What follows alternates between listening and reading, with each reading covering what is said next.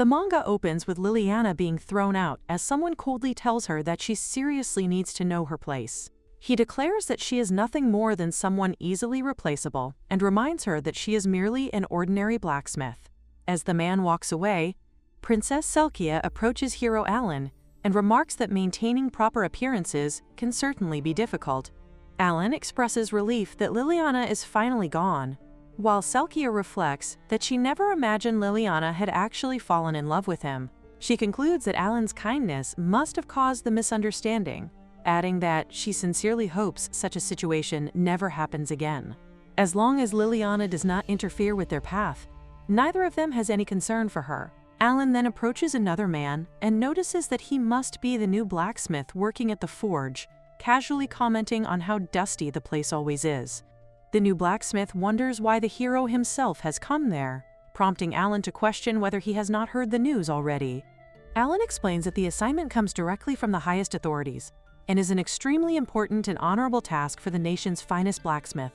Although the new blacksmith remains somewhat confused, Alan tosses the holy sword toward him and expects him to repair it. The blacksmith immediately realizes that repairing such a weapon is impossible under normal circumstances. Hearing this, Alan becomes irritated because Liliana's predecessor had always been capable of restoring it without issue. The blacksmith carefully explains that the situation is entirely different. As he examines the forge more closely, he is astonished to discover that every weapon left behind possesses power comparable to the holy sword itself. Every single masterpiece within the workshop reaches an unbelievable level of quality. The realization leaves him in complete awe. He concludes that such craftsmanship cannot simply be the result of natural talent alone, but is also the product of unimaginable dedication and relentless effort. Even if he devoted his entire lifetime to blacksmithing, he believes he could never attain such extraordinary skill. In his eyes, Liliana's predecessor is nothing short of a true genius. He ultimately remarks that Alan and the others have made a terrible mistake by allowing someone with such incredible talent to leave. 3 days later, the story shifts to the adventurer city of Les Stone. 15-year-old Liliana finally arrives there after her long journey. Although she wishes to find something to eat and a place to stay for the night, reality quickly reminds her that she has been cast out with no money to her name. She cannot help wondering why misfortune seems to follow only her wherever she goes. As she reflects on her past, she remembers that she was born into a weak and declining noble family. While still very young, she loses both of her parents after they fall gravely ill and become bedridden. During her mother's final moments, she receives one last heartfelt request. Her mother asks her to remain strong and live a happy life, believing that seeing her daughter find happiness will allow her to rest peacefully as well. Liliana solemnly makes that promise and carries it within her heart. In order to survive after their deaths, she abandons her title as the daughter of a fallen noble house. Ironically, despite her noble birth, she possesses no aristocratic talents and has nothing to rely on except her remarkable ability as a blacksmith. Determined to become stronger and fulfill the promise she made to her mother, she resolves to do whatever is necessary to achieve her happiness. She believes that only by living happily can she prevent her parents from worrying as they watch over her from heaven. She also remembers how people constantly looked down on her because of her family's ruined status. They never treated her with respect, and instead pitied her for being the child of a fallen noble family. Those memories only strengthen her determination to pursue the happy life she has always dreamed of. However, another painful memory resurfaces. She remembers the moment when Alan makes it clear that she should never mistake his kindness for affection, because he has never liked a woman who constantly smells of iron.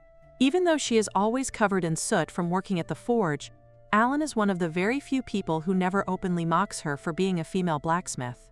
Because of that simple kindness, she gradually begins giving her very best in hopes of earning a place by his side. Looking back on those feelings, she realizes that this must have been what falling in love truly feels like. Even after that incident, Liliana continues working at the forge as though nothing has happened. One day, Princess Selkia asks Alan why he does not simply dismiss such a capable blacksmith. Alan explains that Liliana is undeniably skilled and an honest girl, but he still has no desire to be close to someone like her. He casually remarks that she is incredibly easy to manipulate, because a few words of praise are enough to make her do anything they ask. Moments later, he notices that Liliana appears to have overheard their entire conversation. Despite hearing those cruel words, Liliana still longs for nothing more than an ordinary, happy life like everyone else. Even so, she forces herself not to dwell on her sadness, reminding herself that worrying will accomplish nothing. Her immediate priority is finding a place where she can spend the night. Yet Alan's harsh words continue echoing inside her mind. She remembers him making it clear that he never liked a woman who constantly smelled of iron, and that he had never held any romantic feelings for her. Unable to suppress the pain any longer, tears begin flowing from her eyes as she wonders why such things always happen to her. Suddenly, a group of suspicious men approaches her and notices that she is sitting there all by herself. Liliana tearfully tells them to leave her alone, hoping they will simply walk away. Instead, they continue insisting that she tell them what is troubling her, claiming that they only wish to comfort her because they cannot bear to watch a young woman cry.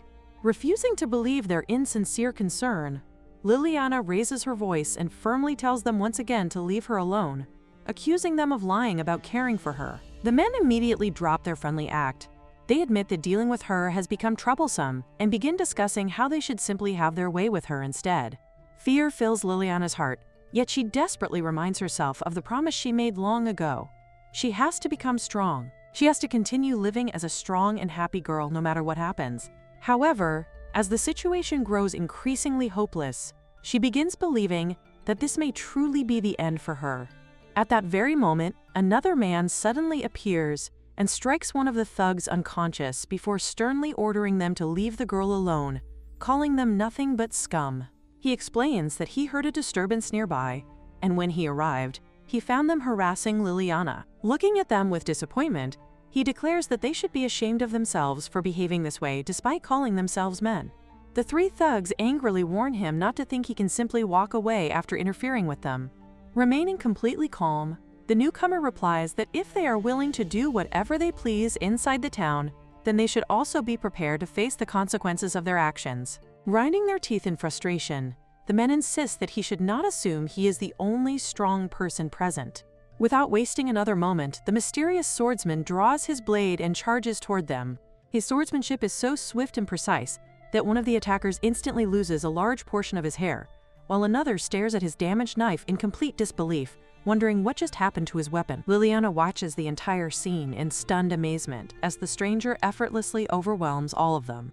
After driving the attackers back, the young man immediately removes a cloth and gently places it over Liliana, asking whether she is all right and whether she has been injured in any way. He apologizes for not noticing the situation sooner and kindly asks her to wait there for just a little while longer.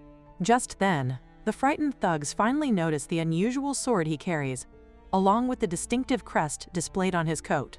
Realization instantly spreads across their faces as they recognize him as Glaive of the Blue Sky Sword. Panic overtakes them, and they immediately turn around and flee from the scene. Watching them escape, Glaive loudly calls after them and orders them to stop, but the men continue running without looking back. Letting out a sigh, he quietly remarks that the town's security clearly needs to be strengthened if criminals are able to act so boldly. Once everything settles down, Glaive returns his full attention to Liliana and gently asks once again whether she is truly all right and if she has suffered any injuries. Liliana shyly turns her face away without answering. Noticing that she still appears cold and shaken, Glaive takes out another cloth and carefully wraps it around her shoulders, explaining that if she wears it properly, it will even cover her legs and keep her warm. After adjusting it to make sure she is fully covered, he quietly remarks that everything should be fine now. Liliana can only stare at him in confusion, unable to understand why this complete stranger is going so far out of his way to help someone he has never even met. Liliana is once again reminded of Alan's cruel words that she reeks of peril. The memory instantly makes her pull away, and she quickly insists that it is nothing. Glaive assumes that she is still shaken from everything that has happened and apologizes. He gently wonders why she is even staying in such a dangerous place and tells her that he will take her home. Instead of following him, Liliana sits back down and bluntly tells him to leave her alone because she no longer cares where she ends up. Deep inside, she convinces herself that this is for the best. Although he saved her life, she cannot bring herself to trust anyone anymore. She has already suffered enough from relying on other people, and she no longer wants to become involved with anyone again. To her surprise, Glaive calmly sits down beside her instead of walking away. Confused, she wonders what he is doing. He simply explains that she clearly does not want to move yet, so he will wait until she is ready. Liliana cannot understand his reasoning and questions why he would do something like that. Glaive answers that the reason is obvious to him. He cannot simply leave a young woman alone in such a dangerous place. Those words make Liliana blush. It has been so long since anyone has genuinely seen her as a girl, rather than someone to be mocked or exploited. At the same time, she scolds herself internally, calling Glaive an idiot for giving her his own coat, despite the cold weather. She repeatedly reminds herself not to be deceived by simple acts of kindness. Unable to hide her embarrassment, she points out that he must be freezing and accuses him of trying too hard to act cool. Glaive immediately denies feeling cold and tells her not to worry about him. However, he sincerely thanks her for showing concern for his well-being. His gratitude only confuses Liliana further, causing her to insist that he does not need to pretend to be so kind. Glaive calmly replies that he is not pretending to be kind at all. Hearing those words causes Liliana to become conflicted once again. She worries that she is allowing herself to be swayed by another person's gentle words, just as she had been in the past. Nevertheless, after gathering her courage, she quietly thanks Glaive for saving her earlier. Glaive then introduces himself by telling her his name, and politely asks for hers. She introduces herself as Liliana. After learning her name, he gently asks whether she would be willing to tell him what happened to her. After remaining silent for a while, Liliana finally reveals everything she has endured. As Glaive listens to her story, his expression hardens with anger. He cannot believe that anyone could treat another human being so cruelly. The fact that someone capable of manipulating and exploiting others is celebrated as a hero disgusts him. To him, even the Holy Sword itself should be able to recognize such obvious injustice. Liliana is surprised by the intensity of his reaction and wonders why he is becoming so angry on her behalf. Glaive tells her that anyone would naturally be furious after hearing such a story, and asks whether she herself is not angry as well. His question leaves Liliana speechless. When she thinks about it, she realizes that throughout her entire life, she has been overwhelmed by sadness, loneliness, and despair. Those emotions have consumed her so completely that she has never even allowed herself to feel anger. Yet, at this very moment, she finally recognizes that she truly is angry. Her emotions burst forth as she loudly declares that she certainly never chose to be covered in soot, because she enjoyed it. In the middle of her outburst, however, she suddenly wonders why she is even saying such things. She realizes that because of Glaive's influence, even she has started acting like an idiot, and she calls herself foolish. Thinking back on everything she endured, she bitterly admits that striking Alan only once was nowhere near enough, and that she should have hit him 10 times instead. Hearing her unexpected confession, Glaive lets out a warm chuckle. He remarks that it seems she is finally feeling a little better, and gently asks whether she is able to stand now. Liliana rises to her feet and proudly declares that she can stand on her own. Seeing that she has regained some strength, Glaive offers her another option. Since she no longer has anywhere to go, he invites her to come with him to his guild, the Blue Sky Sword Guild. Liliana recalls that guilds are places filled with adventurers. Glaive explains that many people there have difficult pasts and unique circumstances of their own, so no one would judge or look down on her. He sincerely asks what she thinks about the idea. Liliana immediately refuses, believing that he has already done far more for her than anyone could reasonably expect. However, at that exact moment, her stomach lets out a loud growl, exposing just how hungry she truly is. Without hesitation, Glaive lifts her up. Embarrassed beyond words, Liliana protests that this is far too humiliating. Glaive simply points out that she is still too weak to walk properly and suggests carrying her on his back instead. After a brief moment of hesitation, Liliana quietly agrees, and Glaive cheerfully announces that it is time for them to leave. As they make their way forward together, the rain finally comes to an end, as though the storm itself has passed. Before long, Glaive tells Liliana that they have arrived at their destination. Standing before her is the Blue Sky Sword Guild, the place he proudly calls home.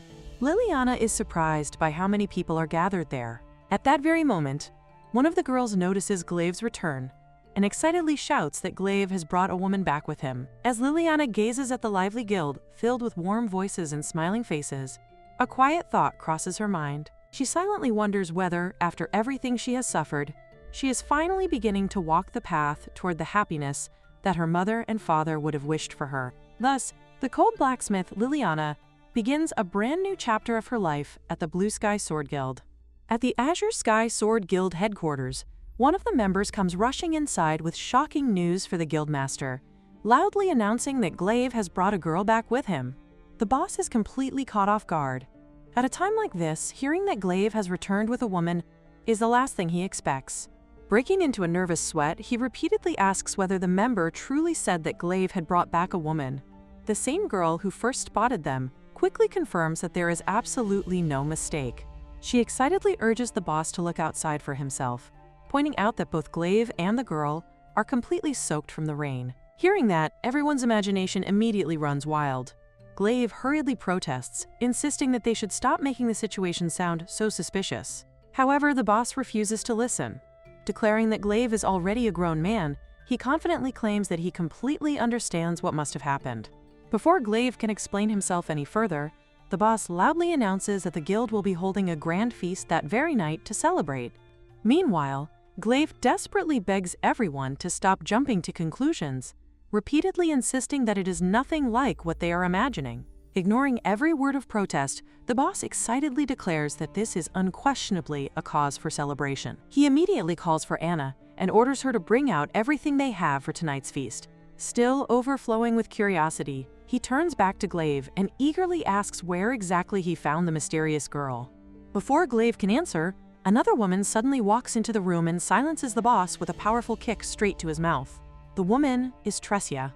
The boss immediately complains, asking why she always kicks him without any warning. Completely ignoring his complaint, Tresia raises her voice at everyone else instead, warning them not to dare begin celebrating without her while she is still busy working. Only after restoring order does Tresia turn her attention toward Glaive and calmly ask who the young woman is. Glaive hesitates for a brief moment before answering. Reading his expression, Tresia quickly realizes that this is clearly not something worth celebrating. She remarks that the girl must have quite a story behind her arrival. Glaive quietly confirms that she is right. Without wasting another second, Tresia immediately begins giving orders. She instructs Anna to prepare a warm bath along with a fresh change of clothes for Liliana. At the same time, she orders Regal to return to his work while telling everyone else to stop crowding around and simply go fill their stomachs. She decides that she will personally hear Liliana's story later, once the young woman has had enough time to recover. As Liliana slowly soaks herself in the warm bath, she quietly reflects on how comforting the heat feels against her freezing body. Her fingers begin to tingle as warmth gradually returns to them, making her realize just how cold she truly had been. The thought naturally crosses her mind that if Glaive had not found her, she has no idea what might have become of her. Even so, she has no desire to think about anything right now.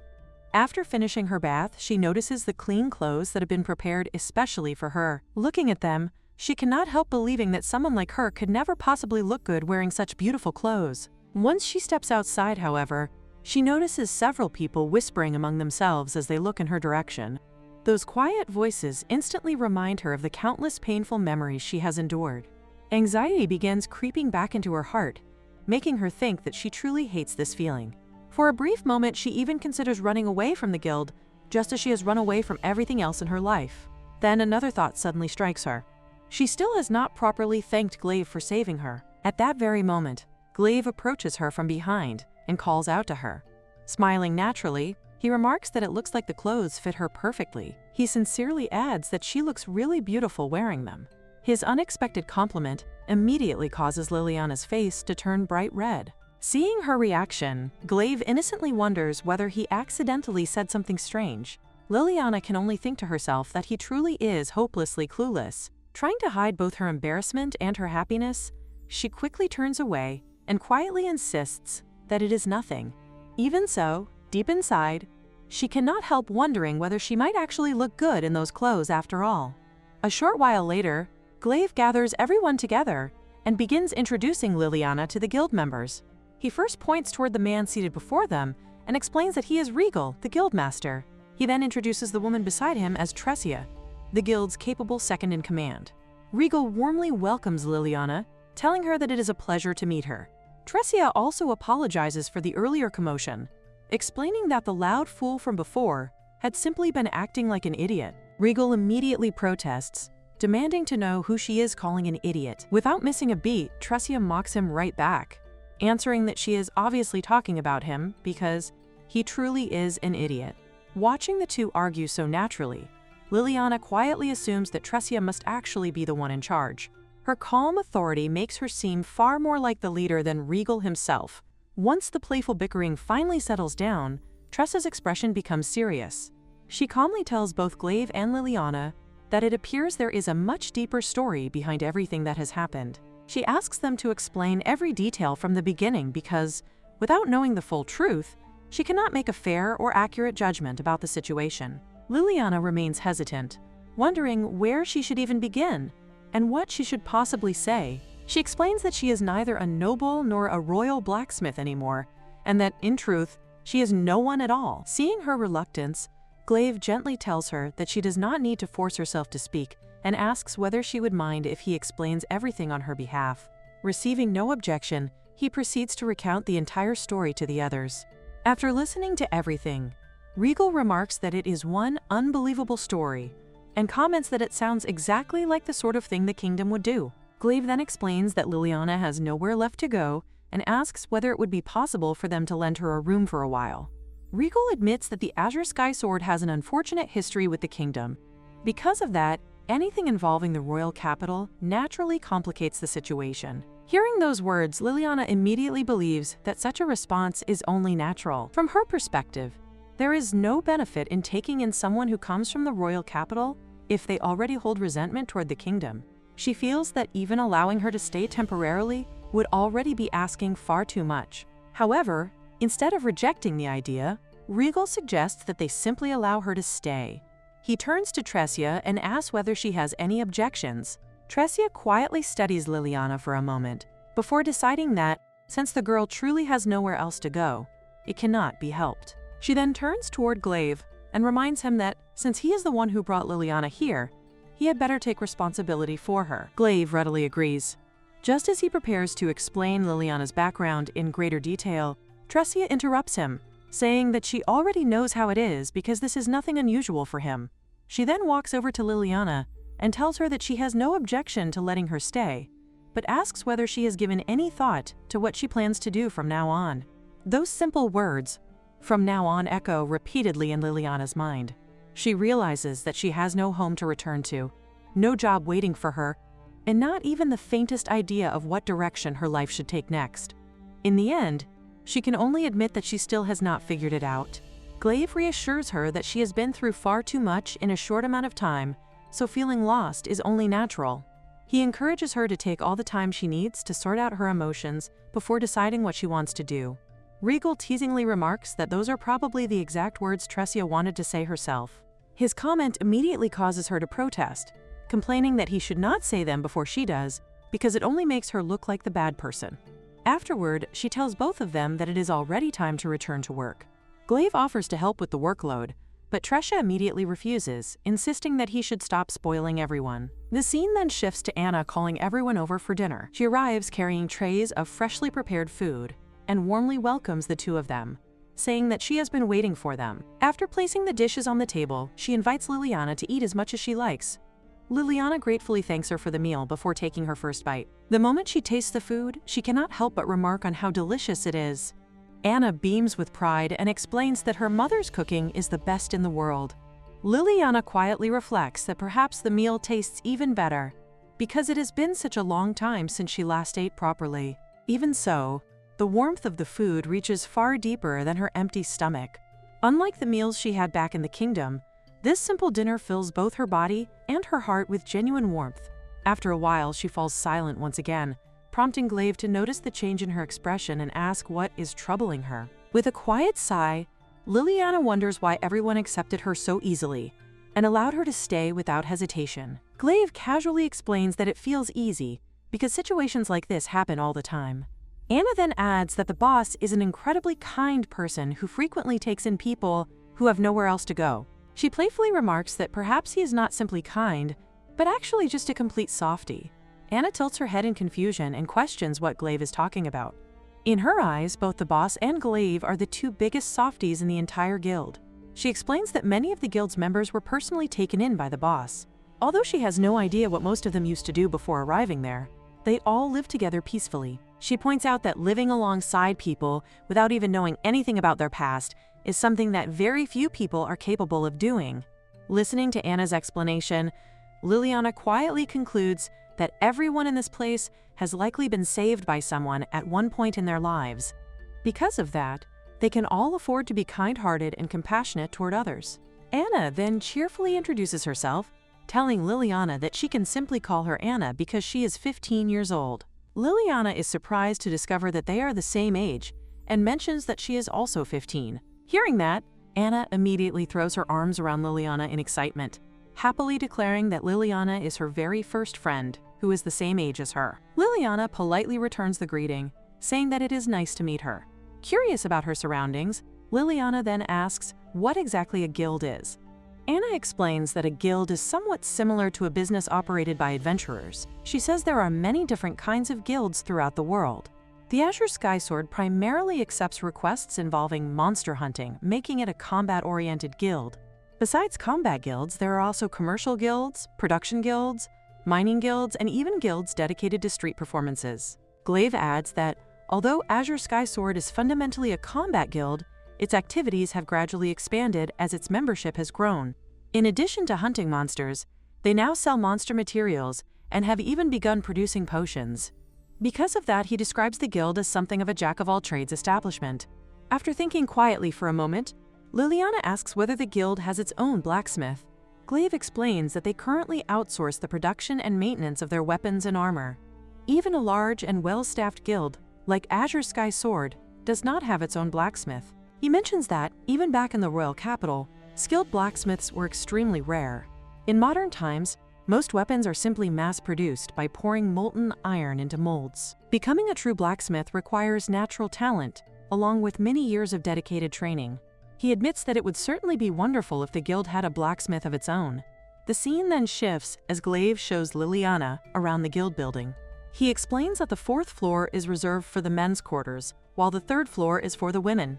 Although he doubts anything troublesome would happen, he advises her not to go up to the 4th floor unless she has a specific reason to do so. As he finishes speaking, he instinctively reaches out and lightly pats her before immediately pulling his hand back. Embarrassed, he explains that it was simply a reflex because she is a girl and he knows she does not like being touched. Liliana quietly tells him that it is not really like that. She admits that she does not actually dislike his touch. Ever since arriving at the guild, she has been struggling with complicated emotions. She feels that if she lets her guard down for even a single moment, she might begin accepting these people into her heart. That thought frightens her, because she is terrified of being used once again. All this time, she has been desperately searching for a place where she truly belongs. After remaining silent for a while, her attention shifts toward the sword hanging at Glaive's side. She asks whether it is an old sword. Glaive confirms that it is, and explains that he has been using it for a very long time. Liliana then asks whether he also outsources its maintenance. Glaive replies that he used to, but recently he has started maintaining it himself.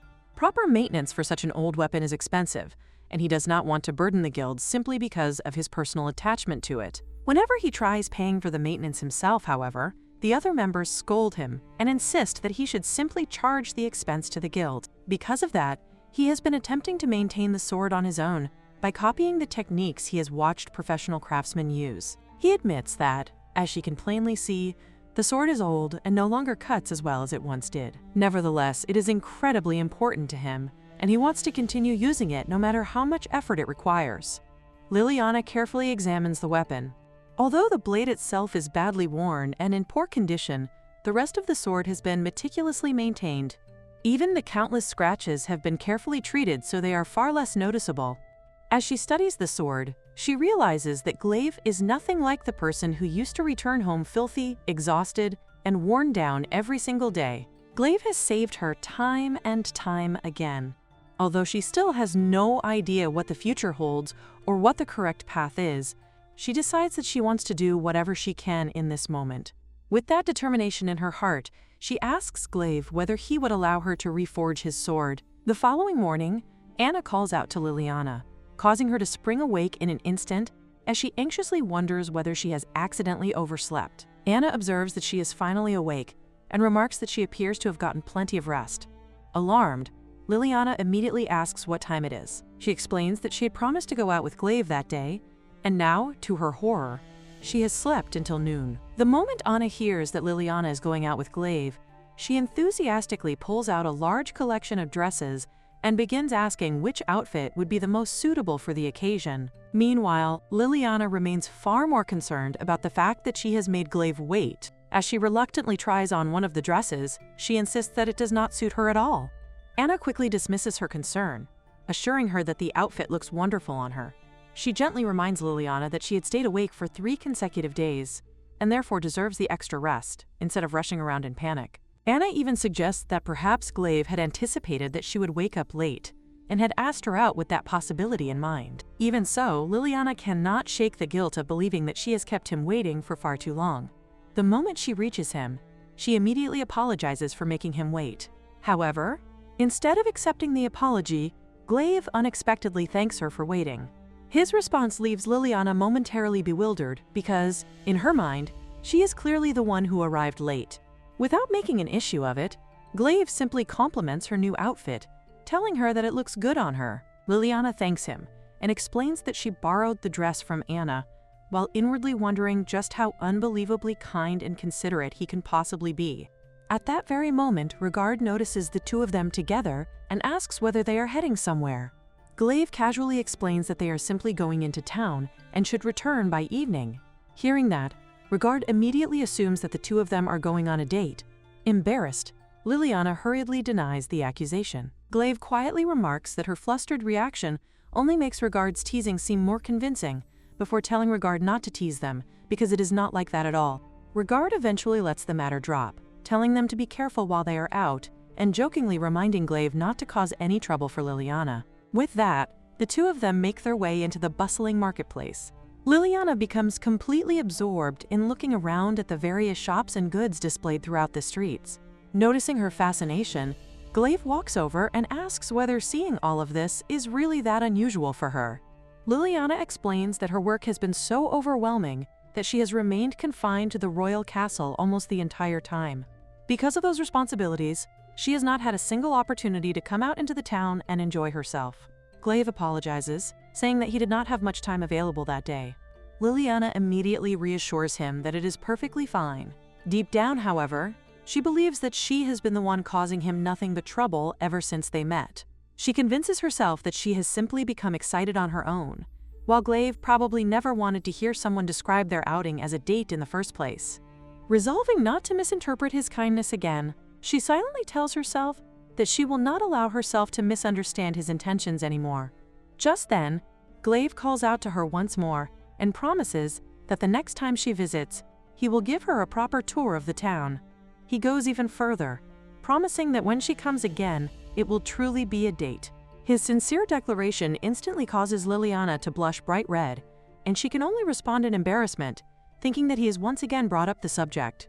Short while later, Glaive announces that they have arrived at their destination. He explains that the establishment before them is a smithy partnered with the Azure Sky Sword Guild.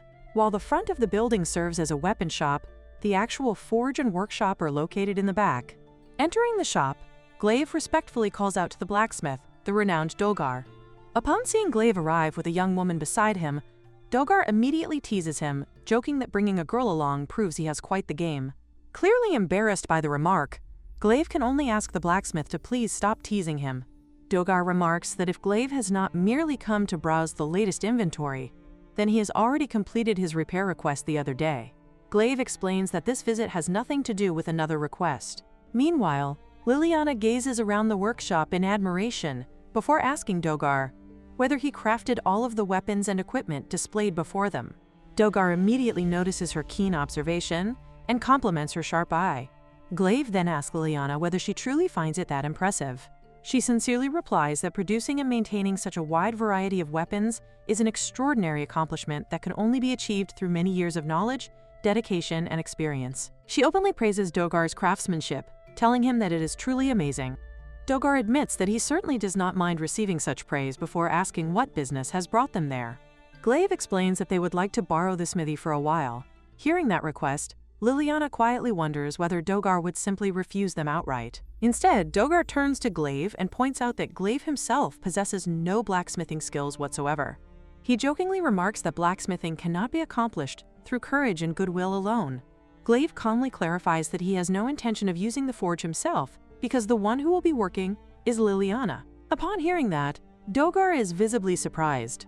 He wonders whether the young woman standing before him is actually a blacksmith, remarking that female blacksmiths are exceptionally rare. Liliana politely introduces herself and greets him with respect.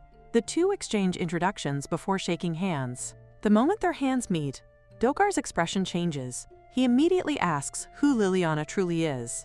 He explains that although he considers himself only a modest blacksmith, he has enough experience to recognize genuine talent simply through a handshake. Turning toward Glaive, he asks whether, if he is willing to lend them the smithy, he may also remain and observe Liliana's work for a while. Glaive readily agrees, saying that he has no objection as long as Liliana is comfortable with it.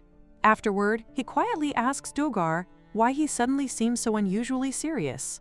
Dogar tells him to listen carefully, explaining that the seemingly unremarkable young woman standing before them possesses a level of talent that most people never have the opportunity to witness in their entire lives. He says that being able to observe such remarkable craftsmanship from up close is an exceptionally rare privilege. Liliana quietly announces that she is about to begin her work.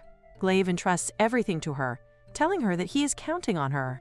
Although she cannot deny feeling nervous, another feeling quickly overwhelms her anxiety. The intense heat of the blazing forge causes sweat to gather on her skin. The familiar scent of burning iron fills the workshop, while the air is thick with swirling soot that she has breathed countless times before. Every sensation surrounding the forge is deeply familiar to her. To Liliana, the warmth and atmosphere of the workshop feel even more comforting than resting in a soft, fluffy bed. It is a complicated emotion to describe, yet standing there once again makes her realize with complete certainty that she truly is a blacksmith. As she prepares to begin, Glaive hands her a precious piece of metal, explaining that she should use that as well. The moment both Liliana and Dogar examine it, they are astonished. They immediately question where he managed to obtain such an incredibly high-grade piece of precious steel. Glaive casually explains that he received it as payment for a job not too long ago. Since it looked beautiful, he simply kept it as decoration in his room. Dogar stares at him in disbelief before asking whether he truly used such an extraordinary material as nothing more than room decoration, remarking that Glaive really is something else. Even Liliana cannot help commenting that it is like casting pearls before swine. Glaive immediately protests that her comparison sounds rather harsh. Ignoring his complaint, Liliana carefully examines the steel and explains that the higher the quality of the metal, the more brilliantly it shines. She admits that she has never before seen tamahagane of such incredible purity. She then studies Glaive's sword more closely and observes that its shape is unlike the swords commonly used within the royal castle. Instead, it closely resembles a distinctive type of sword known as a katana, originating from a small island nation in the east. Because of that unique style of blade, tamahagane was selected as the material used in its creation. Dogar watches Liliana's work and asks whether she is reforging the sword. He then explains that completing a reforge by evening would normally be considered impossible.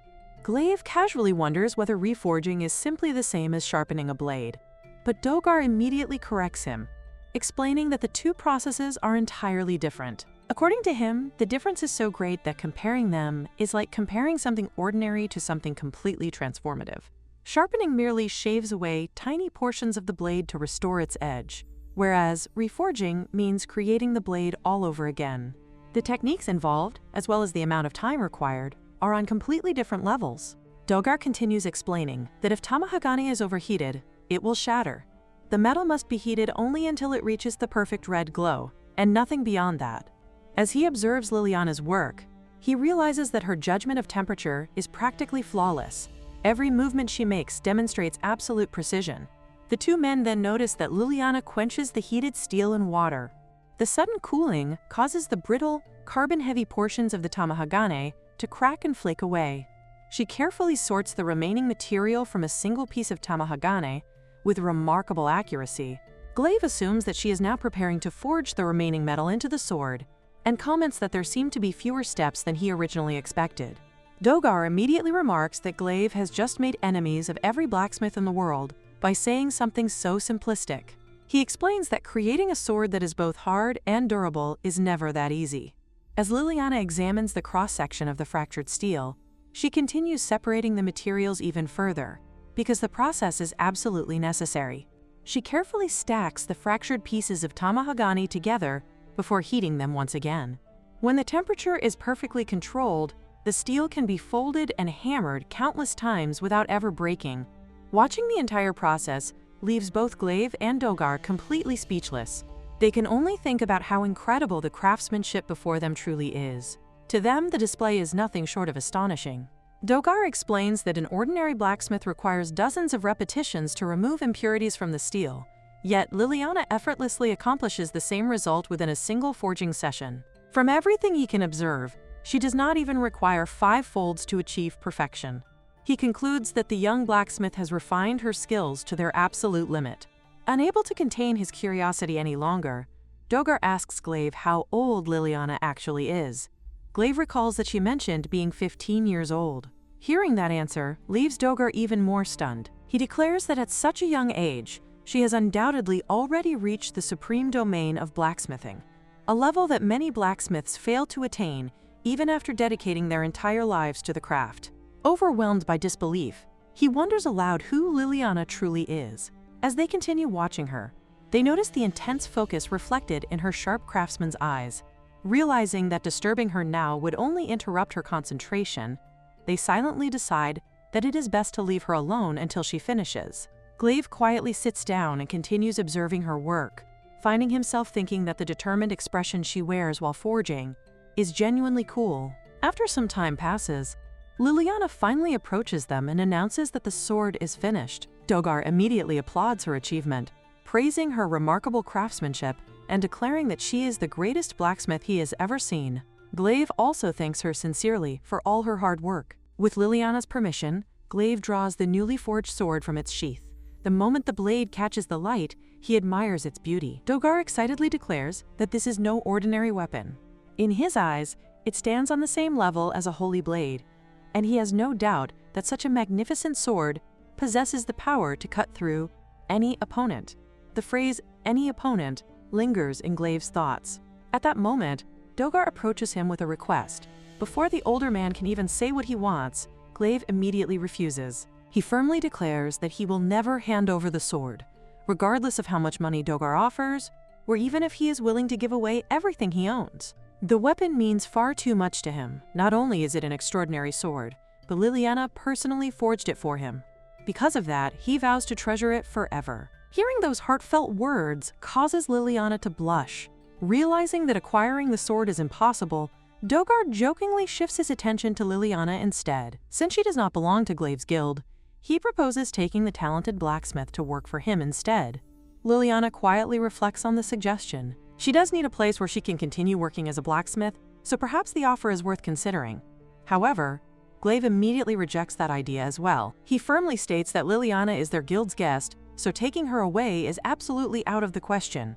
His words cause Liliana to freeze for a moment. She suddenly finds herself wondering why she feels strangely disappointed. She understands that Glaive is probably speaking only because he is considering her feelings and trying to protect her. Even though she knows his intentions are kind, the unexpected sting in her heart refuses to disappear. Later, the group returns to the guild headquarters. As soon as they arrive, Glaive notices an unusual commotion filling the building and asks Regal whether something has happened. Regal welcomes both Glaive and Liliana back before explaining the reason behind all the excitement. He reveals that the guild has just received an enormous request, a massive dragon hunt. The operation is scheduled to depart that very night. With a grin, Regal challenges Glaive, warning him not to chicken out before the mission begins. It has been quite some time since the guild last received such a massive hunting request. Standing before everyone, Regal orders the members to prepare immediately because the expedition will depart that very night. He reminds everyone to double-check their assigned positions before leaving so that there will be no confusion once the battle begins. The guild members grow excited at the thought of witnessing the boss's exceptional abilities once again. His brilliant performance on the front lines is always an incredible spectacle, and everyone looks forward to seeing his swordsmanship in action. Regal explains that during a monster hunt, the warriors fighting on the front line are always the stars of the battlefield. This time, however, Regal decides to entrust that prestigious position to Glaive. Knowing how eager Glaive has been for an opportunity like this, he announces that Glaive will take the lead against their greatest target, yet a top-class dragon. As night falls, the guild gradually becomes quiet. Liliana quietly steps out of her bedroom, unable to find peace of mind. While walking through the hallway, she suddenly hears an unusual sound nearby. Wondering whether someone else is awake, she carefully follows the noise.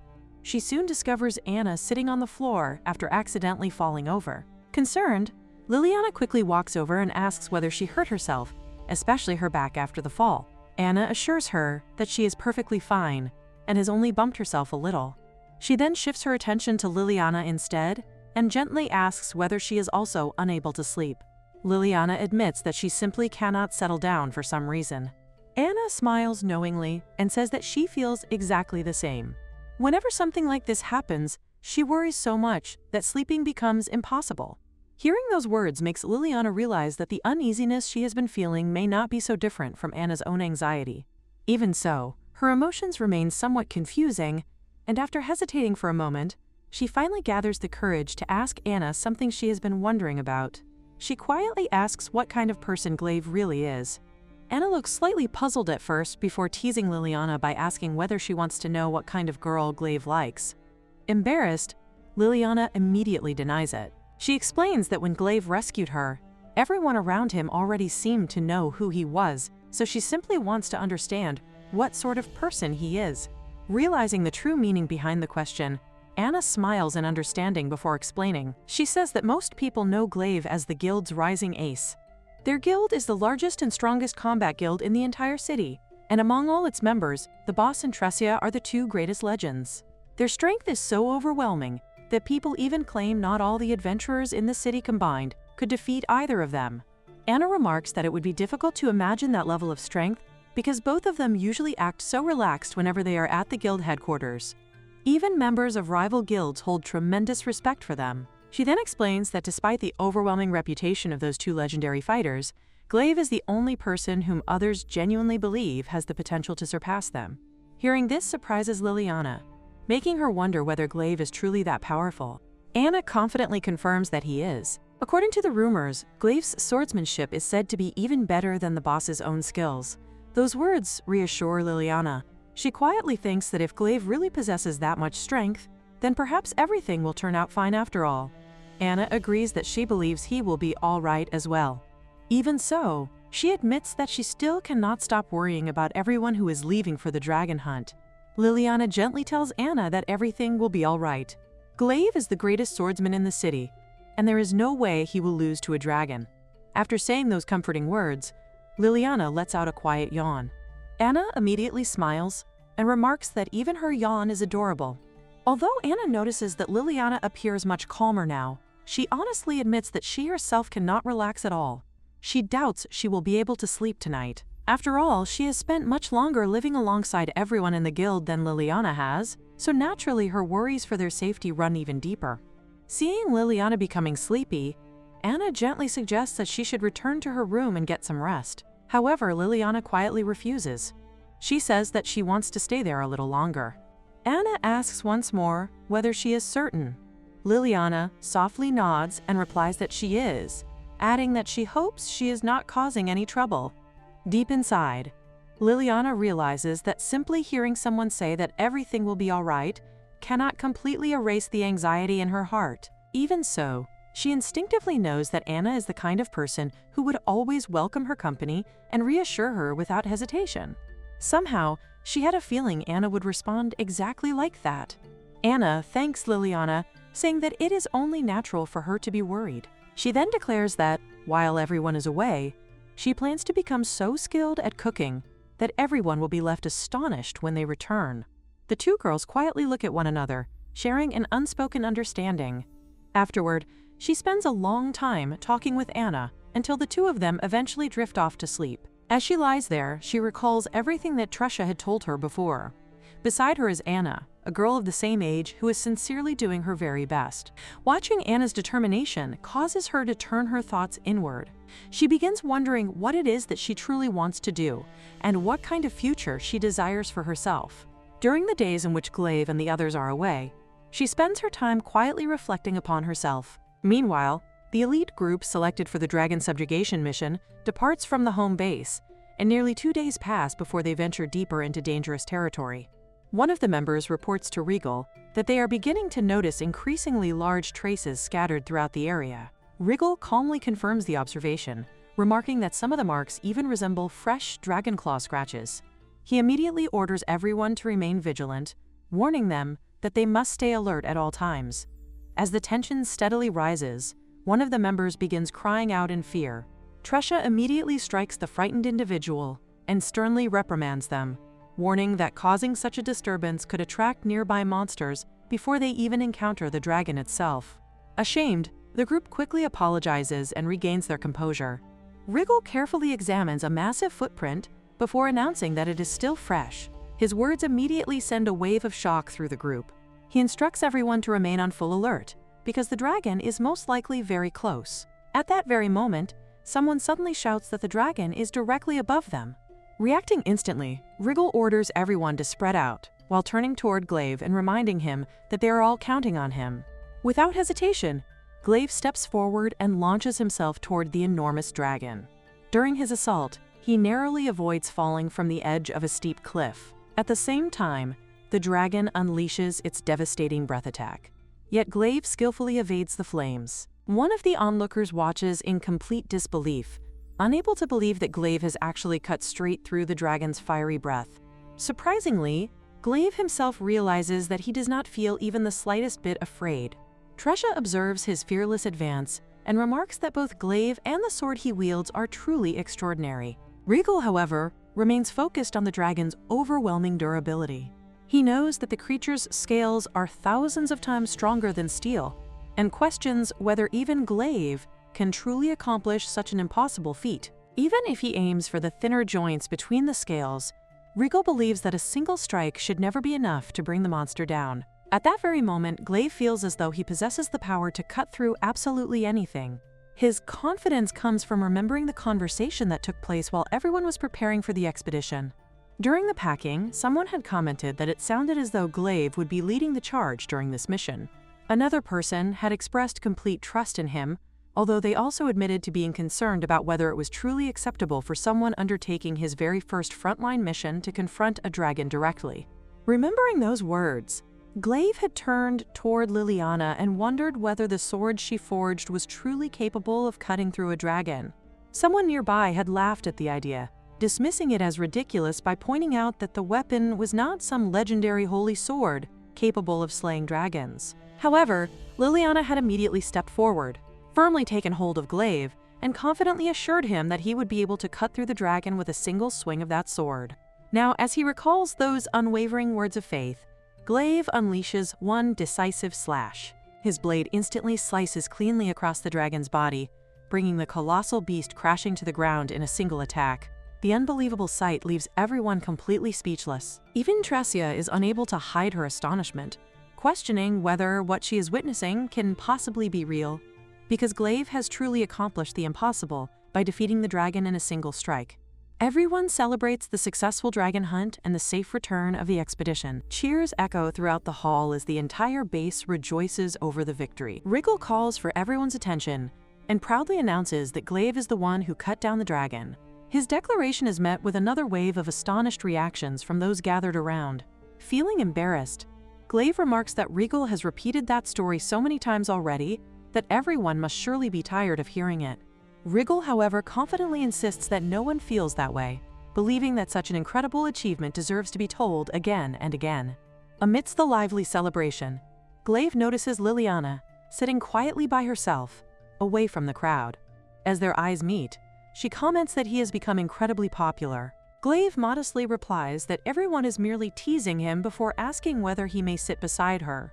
After taking a seat, he sincerely thanks Liliana for reforging his sword, explaining that it is entirely because of her craftsmanship that he was able to defeat the dragon. Liliana smiles gently and remarks that it appears everyone has returned safely. She mentions that everyone, especially Anna, had been so worried about the expedition that she could hardly sleep while waiting for their return.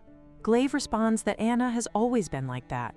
He then turns the conversation toward Liliana herself, asking whether she had also been worried about him. At the same time, he apologizes for causing everyone so much concern. After a brief hesitation, Liliana honestly admits that she was worried, and that of course she had been concerned for his safety. Her unexpected confession immediately causes Glaive to blush.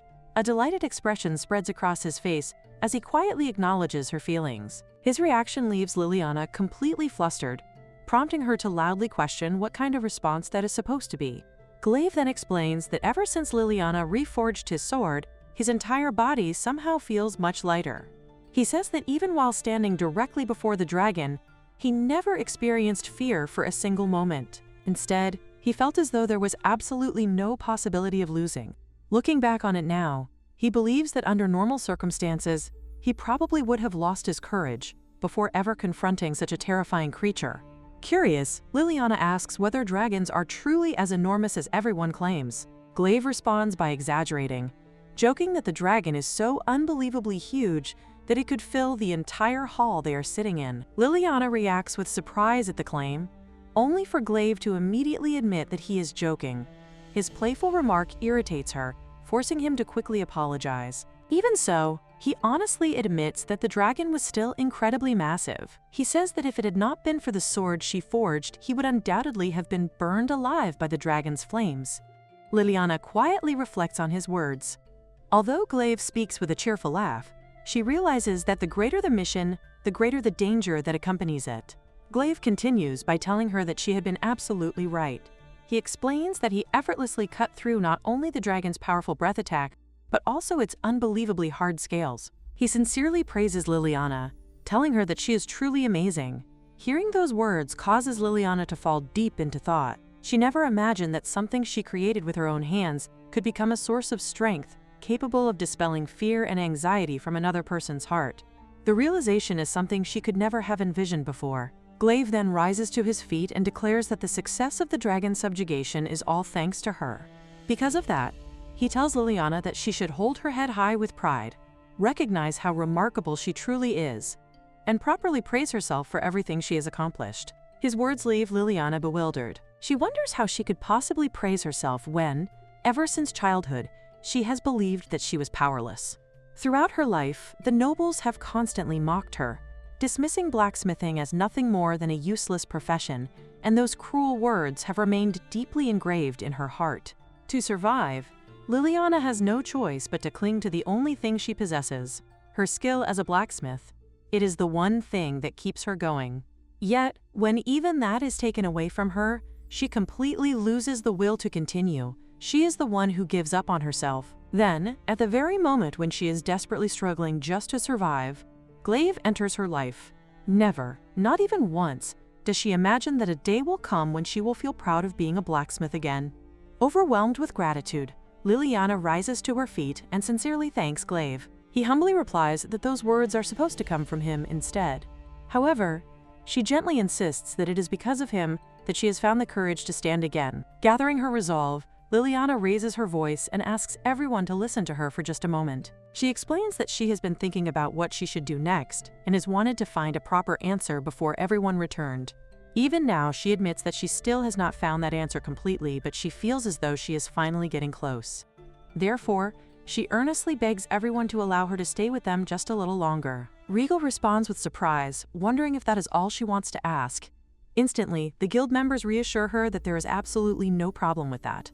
Some jokingly remark that having such a cute girl around is a pleasant sight, while others recall that she is the one who reforged Glaive's sword. They express their admiration, saying that it is astonishing for someone who appears so delicate to possess such remarkable blacksmithing skills. As Liliana watches their warm reactions, she silently resolves to embrace every feeling of helplessness and uncertainty she still carries within her. No matter how much time passes or how far she goes, these people remain hopelessly kind-hearted to their very core. Believing the matter to be settled, Regal loudly declares that the conversation is over and enthusiastically orders everyone to bring out another round of drinks.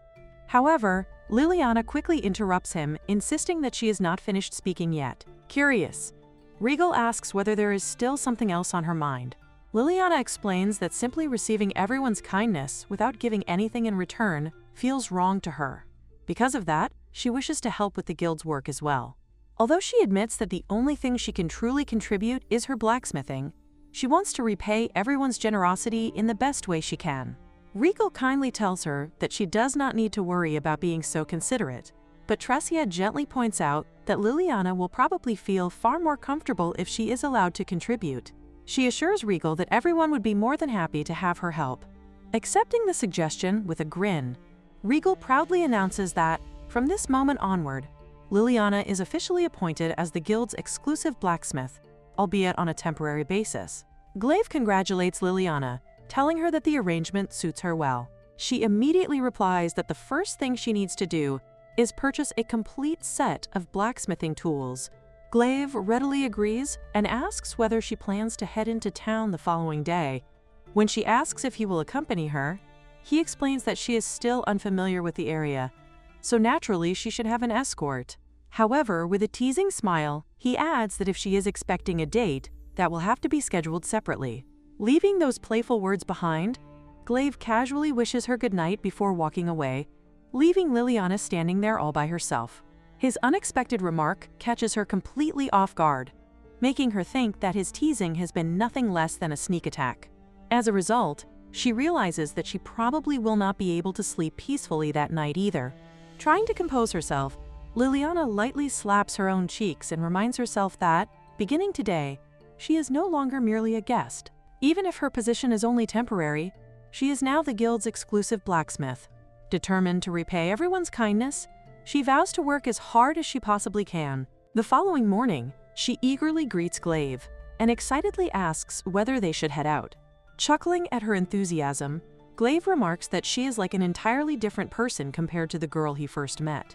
Curious, Liliana asks if that is truly how he sees her. Glaive recalls the day they first met, explaining that when she had been standing alone in the pouring rain, she had looked as though she simply did not care what happened to her anymore. Now, however, she is overflowing with life and energy.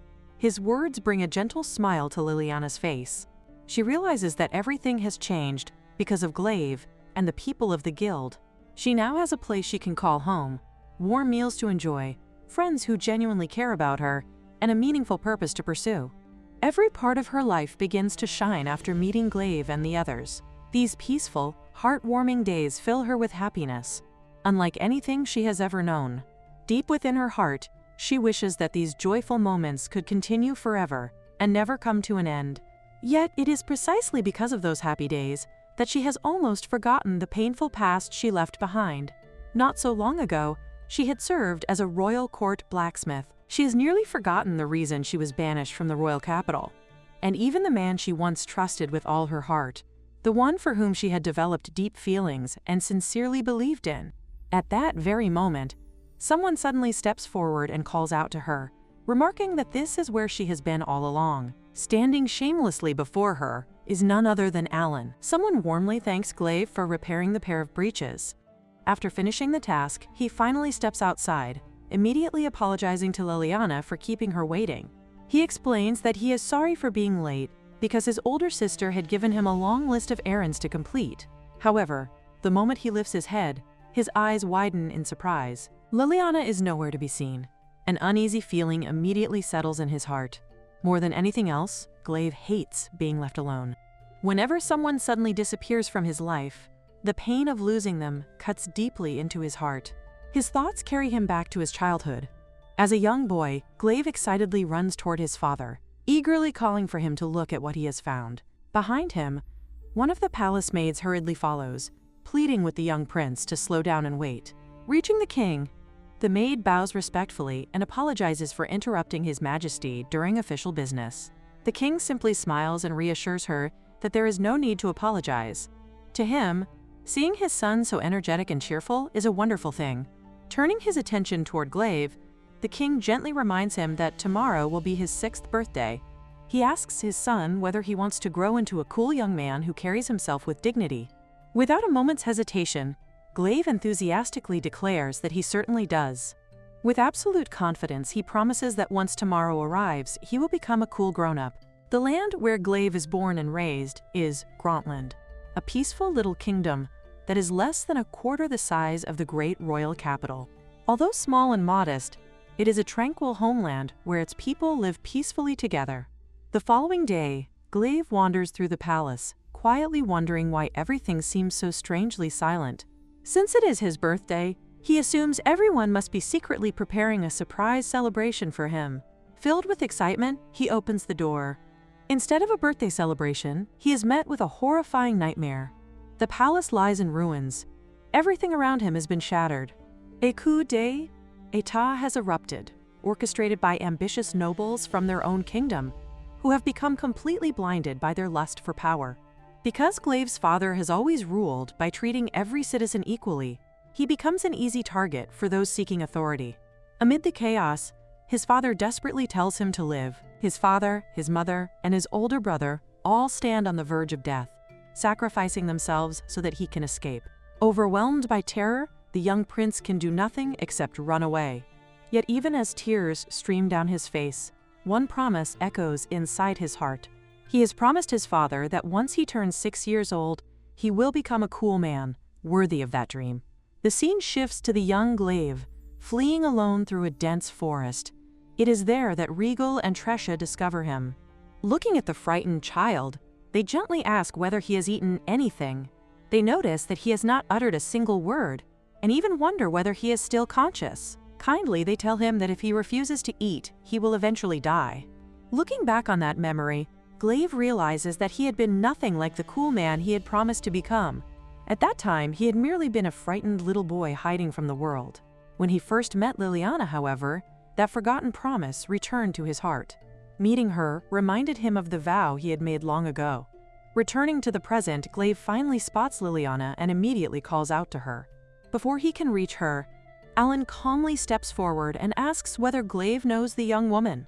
Seeing Liliana standing there in tears, Glaive immediately rushes toward her, asking what is wrong and whether she is all right. Liliana, barely able to hold back her emotions, tearfully tells him that she has to return. Without hesitation, Glaive steps protectively in front of her and demands to know who Alan is. Alan reacts with visible arrogance, questioning how someone could address him so casually. He scoffs that such disrespect is exactly what he expects from commoners living in a filthy little town. Proudly introducing himself, he declares that he is Alan, the hero. In the same breath, he casually thanks Glaive for taking care of their Liliana during her stay. Completely confused, Glaive asks what Alan is talking about. Alan matter-of-factly explains that he has come to take Liliana back with him. According to him, there is no other reason he would willingly visit such a dirty place. Glaive immediately questions why Alan has suddenly decided to come for her now. Alan replies that he has been wondering the very same thing himself. Personally, he claims that he does not particularly need Liliana at all. However, it seems that her skills as a blacksmith have proven to be unexpectedly valuable. He further explains that His Majesty has personally requested Liliana's return. Since the order comes directly from the king, refusing it is simply not an option. That is why he has no choice but to come and retrieve her himself. Liliana cannot believe what is happening. She realizes that Alan does not think he has done anything wrong, not the cruel words he once said to her, nor the way he toyed with her emotions. The grip of his hand around hers feels no different from a set of heavy chains, making her feel trapped all over again. Seeing the situation unfold, Glaive immediately intervenes. He firmly stops Alan, declaring that he cannot simply demand Liliana's return because she is not his property to command. In response, Alan steps forward and questions Glaive's identity, clearly annoyed by his interference. Without waiting for an answer, Alan attempts to pull Liliana away, intending to leave with her. Glaive raises his voice and reminds Alan that Liliana is employed by their guild. Hearing this, Alan merely claps sarcastically, remarking that someone like Liliana has actually managed to find work elsewhere. He comments that it is nice for her, but unfortunately she now has to bid farewell because she will be leaving. Glaive immediately objects, telling Alan that he has no right to make such a decision on Liliana's behalf because she has not even given her own answer yet. Alan calmly dismisses the objection, explaining that Glaive has misunderstood the situation. According to him, this is not a request, but an order. Since Liliana belongs to the kingdom of humanity, he claims that they possess the authority to manage her. The single word manage causes Liliana's entire body to tremble. It brings back painful memories that she desperately wishes to forget. Alan notices her reaction and casually remarks that she must still be upset about that incident, adding that she has always been such a troublesome woman. Although he claims he is not particularly pleased by the idea, He states that if she insists so much, he is willing to acknowledge her as his mistress. He cruelly remarks that for a woman who reeks of iron and blood, becoming the hero's mistress would be nothing short of a miracle. Confidently, he assumes that Liliana understands exactly what he means. Before Alan can continue, Glaive forcefully pulls Liliana away from him. Anger fills his voice as he warns Alan to stop making a mockery of them. Glaive explains that he has already heard everything about Alan from Liliana herself. He condemns Alan for treating her like garbage in the past, only to now suddenly call her his mistress. Glaive declares that he will never forgive someone capable of such hypocrisy.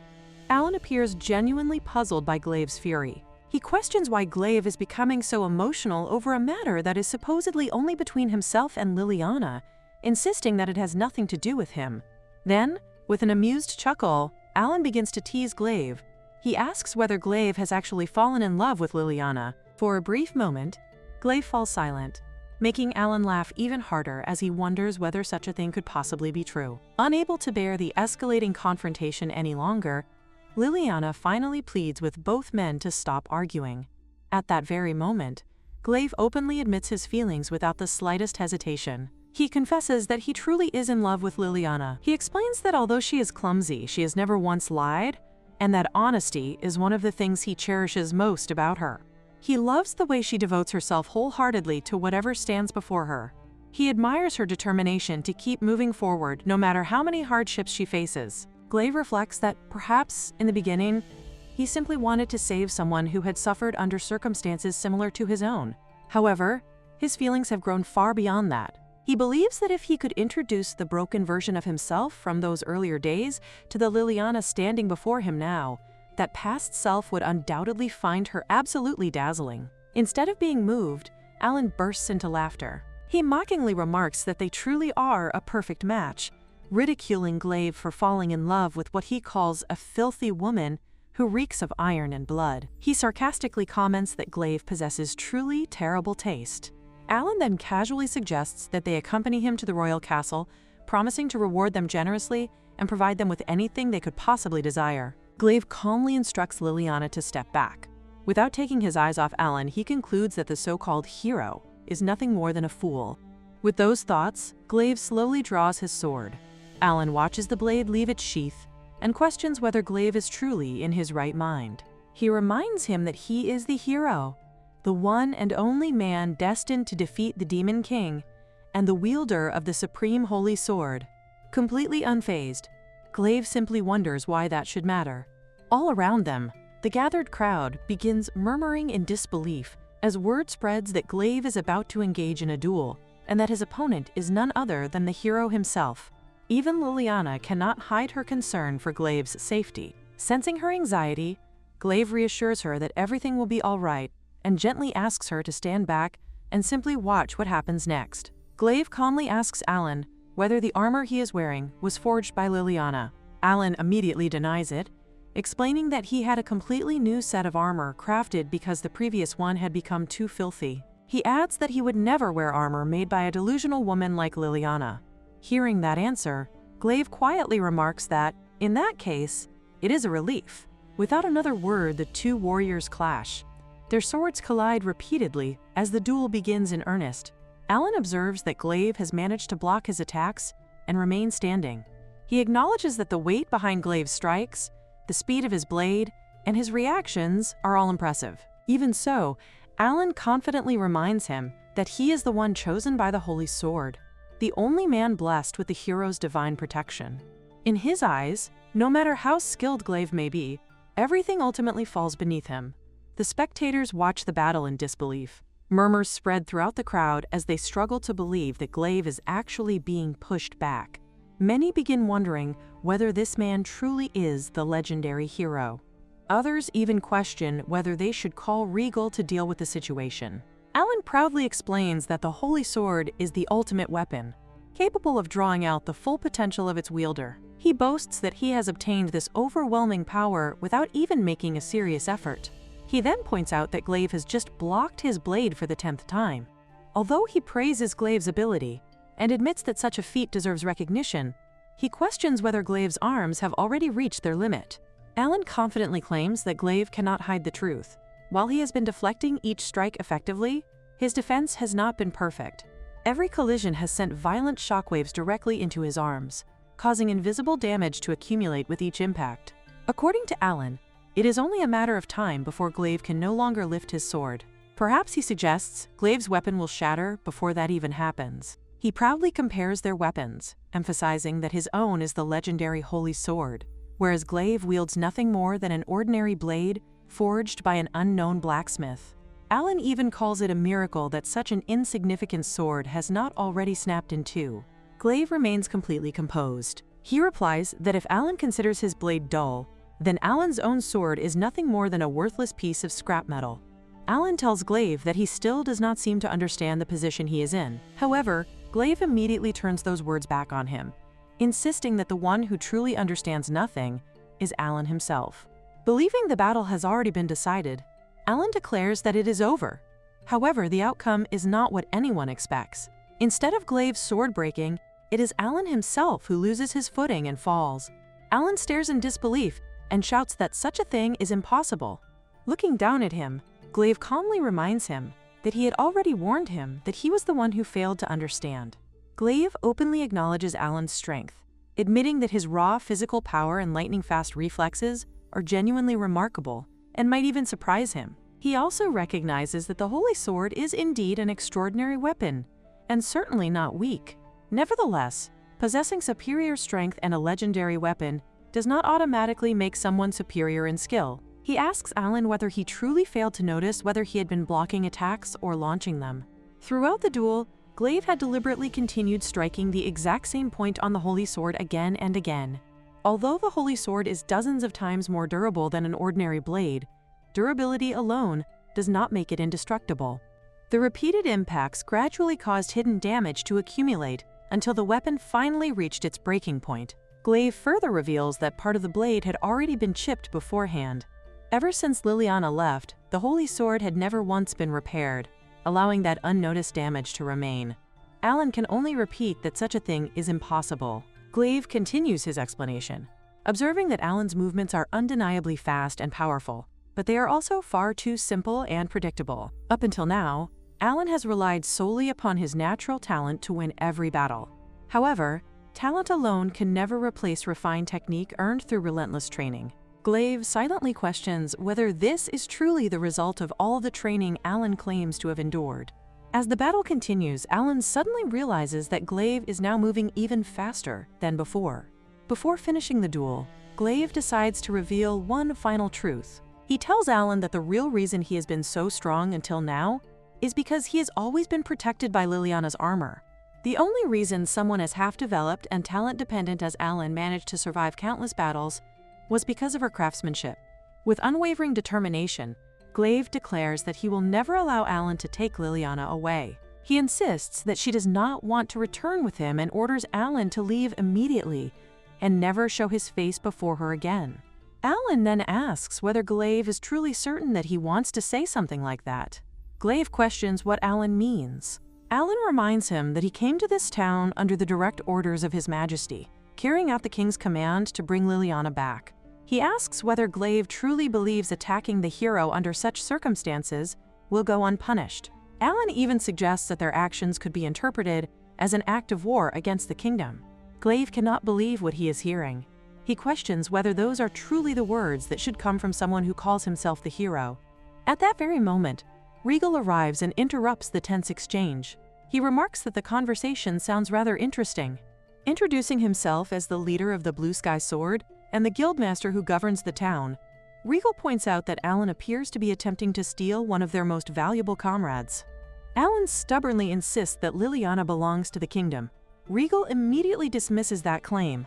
He makes it perfectly clear that he does not care about Alan's opinion, because Liliana is now one of their own comrades, and that is all that matters to him. Realizing that persuasion is pointless, Alan declares that there is no reasoning with people like them. He announces that he will report everything directly to His Majesty without delay. Regal simply reminds Alan that he was the one who mentioned war and boldly encourages him to go ahead. Everyone standing nearby is left utterly shocked by Regal's fearless response. Regal then questions whether Alan even understands what kind of town this truly is. This is an adventurer's town, a place where people survive through their own strength, rather than by relying upon a kingdom.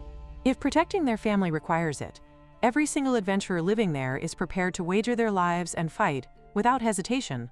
Alan angrily warns Regal that he will regret making such a decision. Instead of showing fear, Regal bursts into laughter and boldly invites Alan to try. Watching everyone standing together before her, Liliana finally reaches a decision within her heart. She resolves that she will never hesitate again. These are the people who possess the courage to face even the terrifying roar of a dragon without fear. More importantly, they are the people who will never let go of her hand, no matter what hardships await them. Back at the guild, everyone is exhausted and complains that they are starving. However, they all know that complaining will not fill their empty stomachs. At that moment, Anna announces that the food is finally ready, immediately drawing everyone's attention. Liliana steps forward and sincerely apologizes to everyone. She admits that she caused them all so much trouble because of her actions. She repeatedly tells them how truly and genuinely sorry she is, insisting over and over that she is deeply apologetic. The others immediately stop her, telling her that she is not the one who should be apologizing at all. They firmly insist that the only person at fault is that cruel and mean-spirited hero. Even so, Liliana cannot hold back her emotions. She tearfully explains that if the situation had truly escalated into a war, she knows that none of them would have blamed her for it. Rather than comforting her, that realization only makes her heart ache even more, because of how kind everyone has been toward her. Regal calmly reassures her that everything will be fine. He confidently explains that the kingdom neither possesses the courage nor the spare military resources necessary to wage war against them. Even if the kingdom were reckless enough to attack, they would simply crush them without hesitation. He then asks if she honestly believes that they are frightened of the kingdom. Liliana tries to respond, still hesitating, but before she can finish, Tressia gently interrupts her. She explains that no one there wants to hear another apology from her. Instead, she believes there is something far more meaningful that everyone would rather hear. The others immediately nod in agreement. Realizing what they truly mean, Liliana finally expresses her gratitude. She sincerely thanks everyone from the bottom of her heart for helping her. Hearing those heartfelt words, everyone warmly accepts her thanks and tells her that she is welcome. Liliana quietly reflects on herself, realizing that she has always been terrible at expressing her true feelings. Because of that weakness, she spent her entire life avoiding close relationships with other people. Instead, she lived in solitude, surrounded by nothing except iron and the work of a blacksmith. However, she now realizes that her life no longer has to remain that way. Gathering her courage, she turns to Regal and asks whether he will allow her to officially join the guild, not merely as someone lending a helping hand, but as a true member. She says that she wants to become genuine friends with everyone there.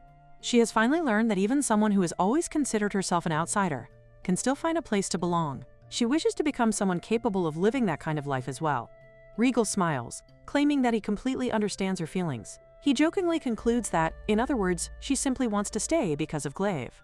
Liliana immediately becomes flustered and hurriedly denies his teasing accusation, insisting that it is not like that at all. Meanwhile, Glaive is so overwhelmed by the implication that he begins crying with happiness, only for Regal to tease him further by pointing out that it apparently is not the case after all.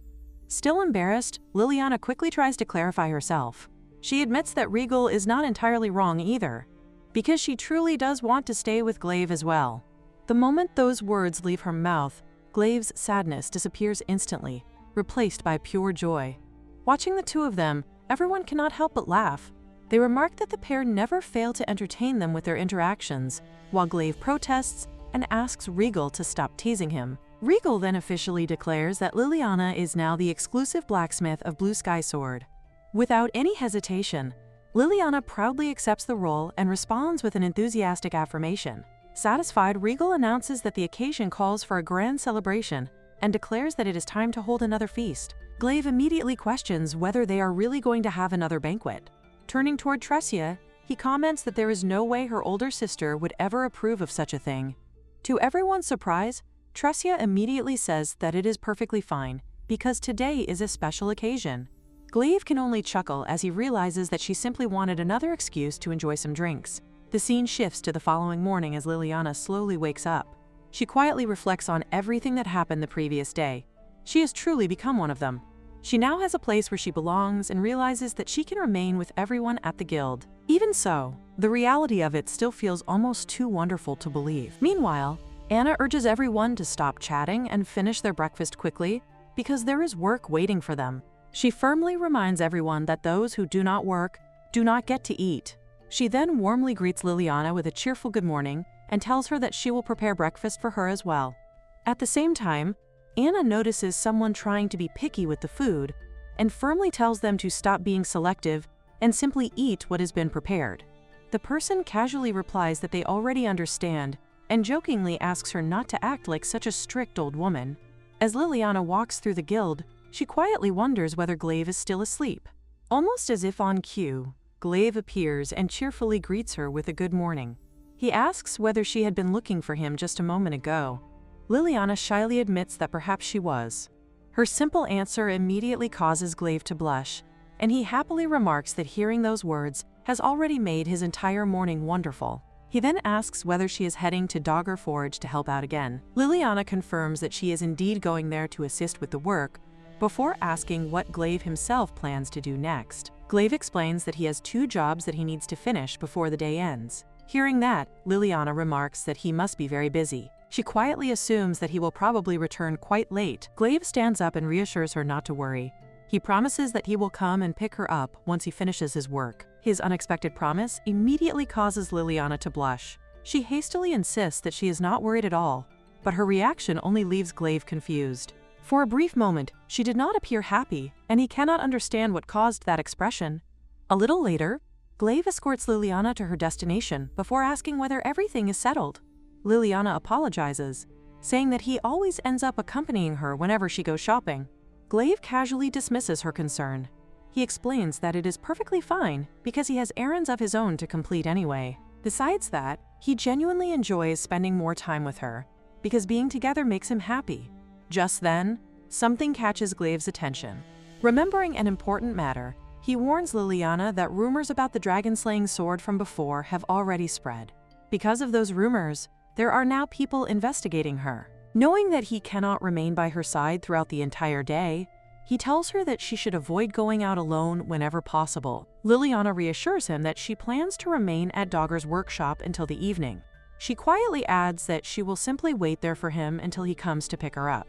Satisfied with her answer, Glaive bids her farewell before leaving to complete his own work. Liliana then prepares herself for the busy day ahead. She knows that there is an endless amount of work waiting for her. There are damaged suits of armor that need repairs, practice swords that must be forged, and countless other tasks to complete.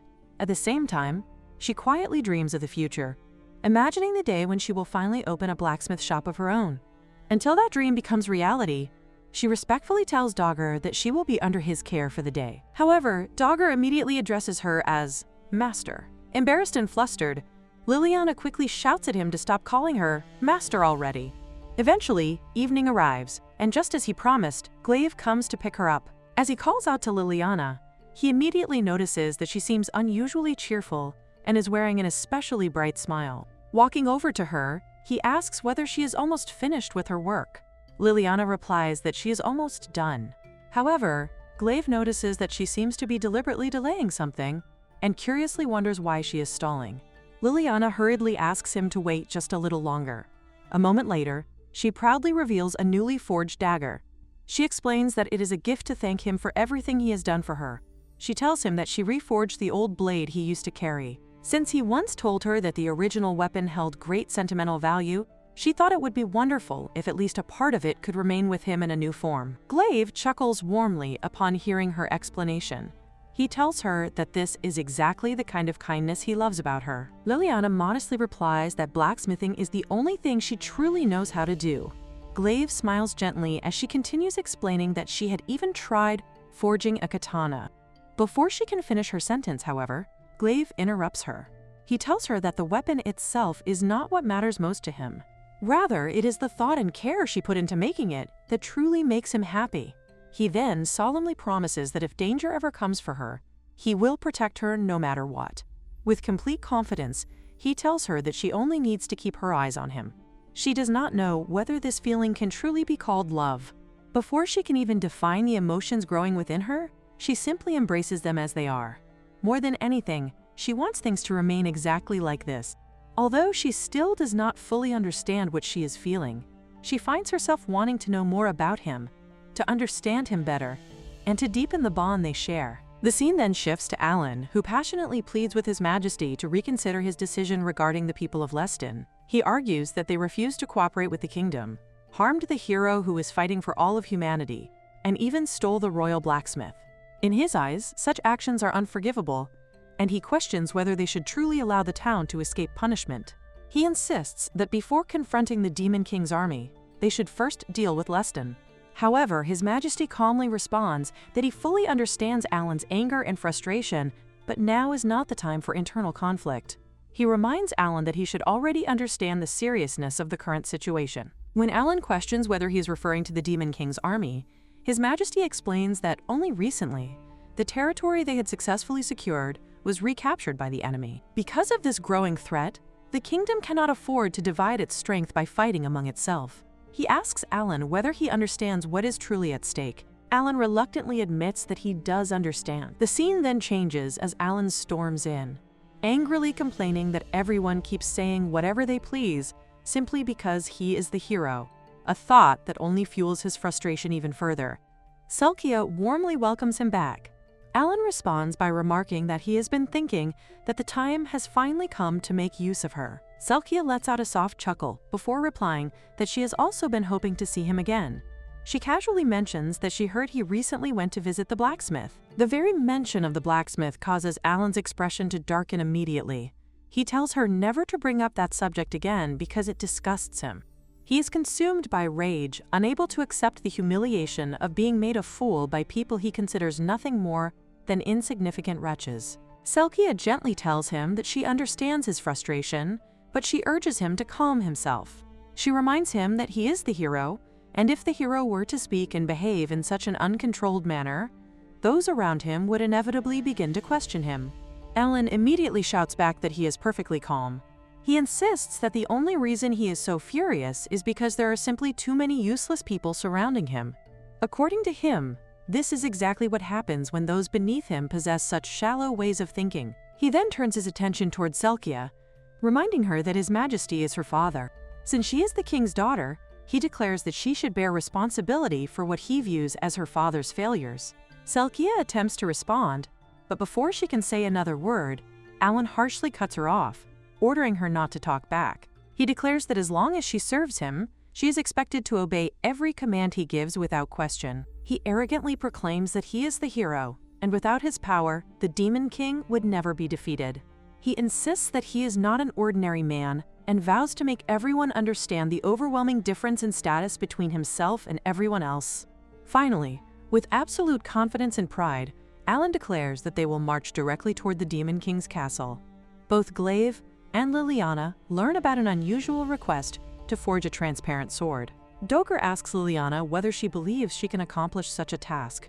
Before giving him an answer, she says that she wants to confirm one more thing and asks who exactly made the request. Dodger explains that it came from a walk-in customer. Apparently, the man had heard rumors about Liliana's exceptional craftsmanship and specifically came looking for their guild. However, Liliana cannot help but wonder why someone would request something so unusual. Hearing this, Glaive immediately asks whether the sword could possibly be intended for an assassination, causing Dodger to remark that such a thought is far from reassuring. He then explains that the sword is actually meant to be a gift. According to the customer's story, a noble lady and a commoner have fallen into a forbidden romance, and obtaining a transparent sword has become the condition for their engagement. This leaves Glaive completely puzzled, as he questions why a sword would ever become a condition for marriage. Dogger agrees that it is an incredibly strange requirement. He says that he has spent decades running a forge, yet he has never once heard of such an absurd condition. Glaive concludes that the noble family most likely imposed an impossible requirement on purpose, hoping to prevent the engagement from ever taking place. The thought leaves everyone feeling that the situation is truly unfair. Even so, Dodger believes they might be able to turn the impossible into reality because they are placing their hopes on Liliana. He asks her whether she thinks she can create such a sword. Liliana carefully considers the challenge before explaining that if the sword only needed to look transparent, she could simply craft it from glass. However, if it also had to possess the cutting ability of a real sword, then even using magically stretched glass would never make it suitable. They would have to choose the material very carefully, something transparent enough to see through, while also being harder and sharper than iron. She continues by saying that although achieving perfect transparency may be impossible, one particular material comes to mind: the pseudo-ice stone. Glaive immediately asks whether that is the material required to forge a transparent sword. Liliana confirms that it is. She explains that the stone resembles clear ice and is found near the peaks of snowy mountains. It is an extremely rare mineral that forms only in regions of intense freezing temperatures at very high altitudes. She then asks whether they happen to have any in storage. Glaive replies that he has already checked, but unfortunately they do not possess anything that matches the material they need. Liliana explains that the pseudo-ice stone is incredibly rare, and both mining and processing it are exceptionally difficult. Since they do not have any available, she concludes that they will simply have to gather it themselves. She then asks Glaive whether there are any tall snowy mountains nearby. He explains that a mountain range lies north of the city, deep within a region covered in perpetual snow. The mountains reach extremely high altitudes, making it entirely possible that pseudo-ice stone can be found there. However, he also warns her that snowy mountains are dangerous, not only because of the harsh climate, but also because they are inhabited by powerful monsters unique to that environment. The mere mention of monsters immediately fills Liliana with anxiety. Feeling guilty for asking him to accompany her on such a dangerous journey, she hesitates. Glaive, however, gently points out that she wants him to help gather the materials, does she not? Liliana admits that the journey would be dangerous. Glaive agrees that it certainly will be, but he adds that the expedition would be even more dangerous without her. He sincerely tells her that he also wants her to rely on him more. His heartfelt words cause Liliana to blush deeply. Gathering her courage, she politely asks him to take her to the snowy mountains. Glaive enthusiastically assures her that she can leave everything to him. The scene then shifts to Regal, who asks Glaive whether he is truly certain that it will be safe for Liliana to accompany him. Glaive explains that pseudo-ice stone looks almost identical to ordinary ice, making it difficult for an untrained person to distinguish between the two. For that reason, it is far better for a professional craftsperson like Liliana to handle the search herself. He confidently assures Regal that he will protect her properly throughout the journey.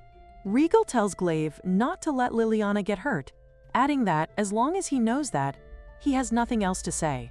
Before sending them off, he cannot resist teasing him one last time by telling him to try not to flirt too much while they are alone together.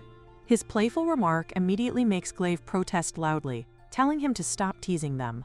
Regal simply laughs, commenting that both of them are clearly excited to spend some time alone together. His words cause Glaive to blush with embarrassment. Regal then turns his attention to Liliana and jokingly tells her that if she becomes frightened, she can simply cling to Glaive. Without thinking about the implication, she cheerfully agrees that she will. However, only a moment later, she realizes what Regal truly means, and her face instantly turns bright red with embarrassment. Seeing her reaction, Glaive tells Regal that he does not mind being teased himself, but he should stop teasing Liliana. Watching the two of them react so innocently amuses Regal greatly, and he cannot help thinking that they are simply too entertaining to watch. Eventually, Regal puts the jokes aside and sincerely tells them to return safely, reminding them that an adventure is not truly over until everyone makes it back home. The very mention of the word adventure fills Liliana with excitement. Until now, she has only ever known the royal capital and the city, leaving her completely unfamiliar with the vast world that exists beyond them. She eagerly wonders whether the journey ahead will be enjoyable. Glaive replies that they are about to find out. As he extends his hand toward her, he suggests that it is time for them to depart. Soon afterward, the two of them mount their horse and begin their journey together. Liliana initially struggles to maintain her balance while riding. Noticing this, Glaive tells her to hold on tightly to him because the ride may become a little rough. She agrees, wrapping her arms around him. As she does so, she quietly thinks that his broad back feels both sturdy and reassuring, making her realize once again that he truly is a dependable man. With everything prepared, Glaive announces that they are finally setting off. Although the journey ahead may involve danger, he believes it could also become an enjoyable experience. With those thoughts in mind, their long ride officially begins. Afterward, they continue traveling on horseback for quite some time. Fortunately, The weather remains completely in their favor, and neither rain nor strong winds interfere with their progress. Along the way, they stop at various towns and villages to rent rooms for the night before continuing onward. Maintaining a steady and unhurried pace, they gradually make their way toward their destination. Finally, at noon on the fourth day after their departure, they approach the summit of the mountain they have been traveling toward. By this point, the altitude has become so great that the cold grows increasingly severe. The freezing air causes Liliana to admit that she is probably not very good at handling such low temperatures. Glaive responds that he had expected as much. Since she normally spends her days inside a blazing hot forge, she is naturally accustomed to intense heat, but she has likely never experienced such bitter cold before. He also informs her that the conditions at the summit are far harsher than what they are experiencing now. Deciding that they have traveled far enough for the day, Glaive says that they will rest where they are until morning. He explains that there are no inns remaining farther up the mountain, so they will have to spend the night inside a cave instead. Rather than feeling discouraged, Liliana becomes delighted by the idea of camping out in the wilderness. Her enthusiasm surprises Glaive, who remarks that she truly seems excited about spending the night outdoors. Liliana then wonders whether he himself is not feeling cold. Glaive honestly admits that he is, but says that with a blanket, he should be able to manage without any problems. He also reminds her to get proper rest because the journey will become even harsher from the following day onward. Curious, Liliana asks whether he is not planning to sleep. Glaive explains that he intends to remain near the entrance of the cave for a while to keep watch. He reassures her not to worry about him and simply focus on getting some sleep. For the time being, he chooses to remain awake, quietly watching over the surroundings beneath the starlit sky. The word stars leaves Liliana confused, prompting her to lift her gaze toward the night sky. The moment she sees it, her eyes widen in amazement. She remarks that the stars are beautiful and assumes that the sky must appear much clearer in colder regions. As they remain outside, gentle snow begins to fall over them. Glaive lets out a quiet chuckle and explains that it is naturally a little chilly near the entrance. He adds that it cannot be helped because if she sits still for too long, her body temperature will drop quickly. He then offers to let her use his blanket as well. Liliana immediately insists that she will be fine on her own. Ignoring her refusal, Glaive walks over and drapes his blanket over her too. He asks whether this arrangement makes her feel warmer now. Liliana instantly turns her face away and quietly admits that it is warm, really warm. Yet deep inside, she cannot help but wonder whether the warmth she feels truly comes only from the blanket. Glaive then remarks that the situation feels rather nostalgic. He explains that he has climbed this mountain several times together with the guild. The very first time happened when he was only 10 years old. Back then, he had been unable to endure the harsh cold and had to rest in exactly the same way. Even then, he had been shivering uncontrollably from the freezing temperature. His older sister had wrapped herself together with him inside a blanket and pulled him close to keep him warm. Listening to his story, Liliana finds it difficult to imagine such memories simply by looking at his current appearance, but she feels that she finally understands him a little better. She wonders whether he joined the guild when he was 10 years old. Glaive clarifies that he actually joined the guild much earlier, when he was only 6. He reveals that he was originally the prince of a small kingdom, but his parents were killed during a coup. The unexpected confession startles Liliana, as she realizes that he was once a prince.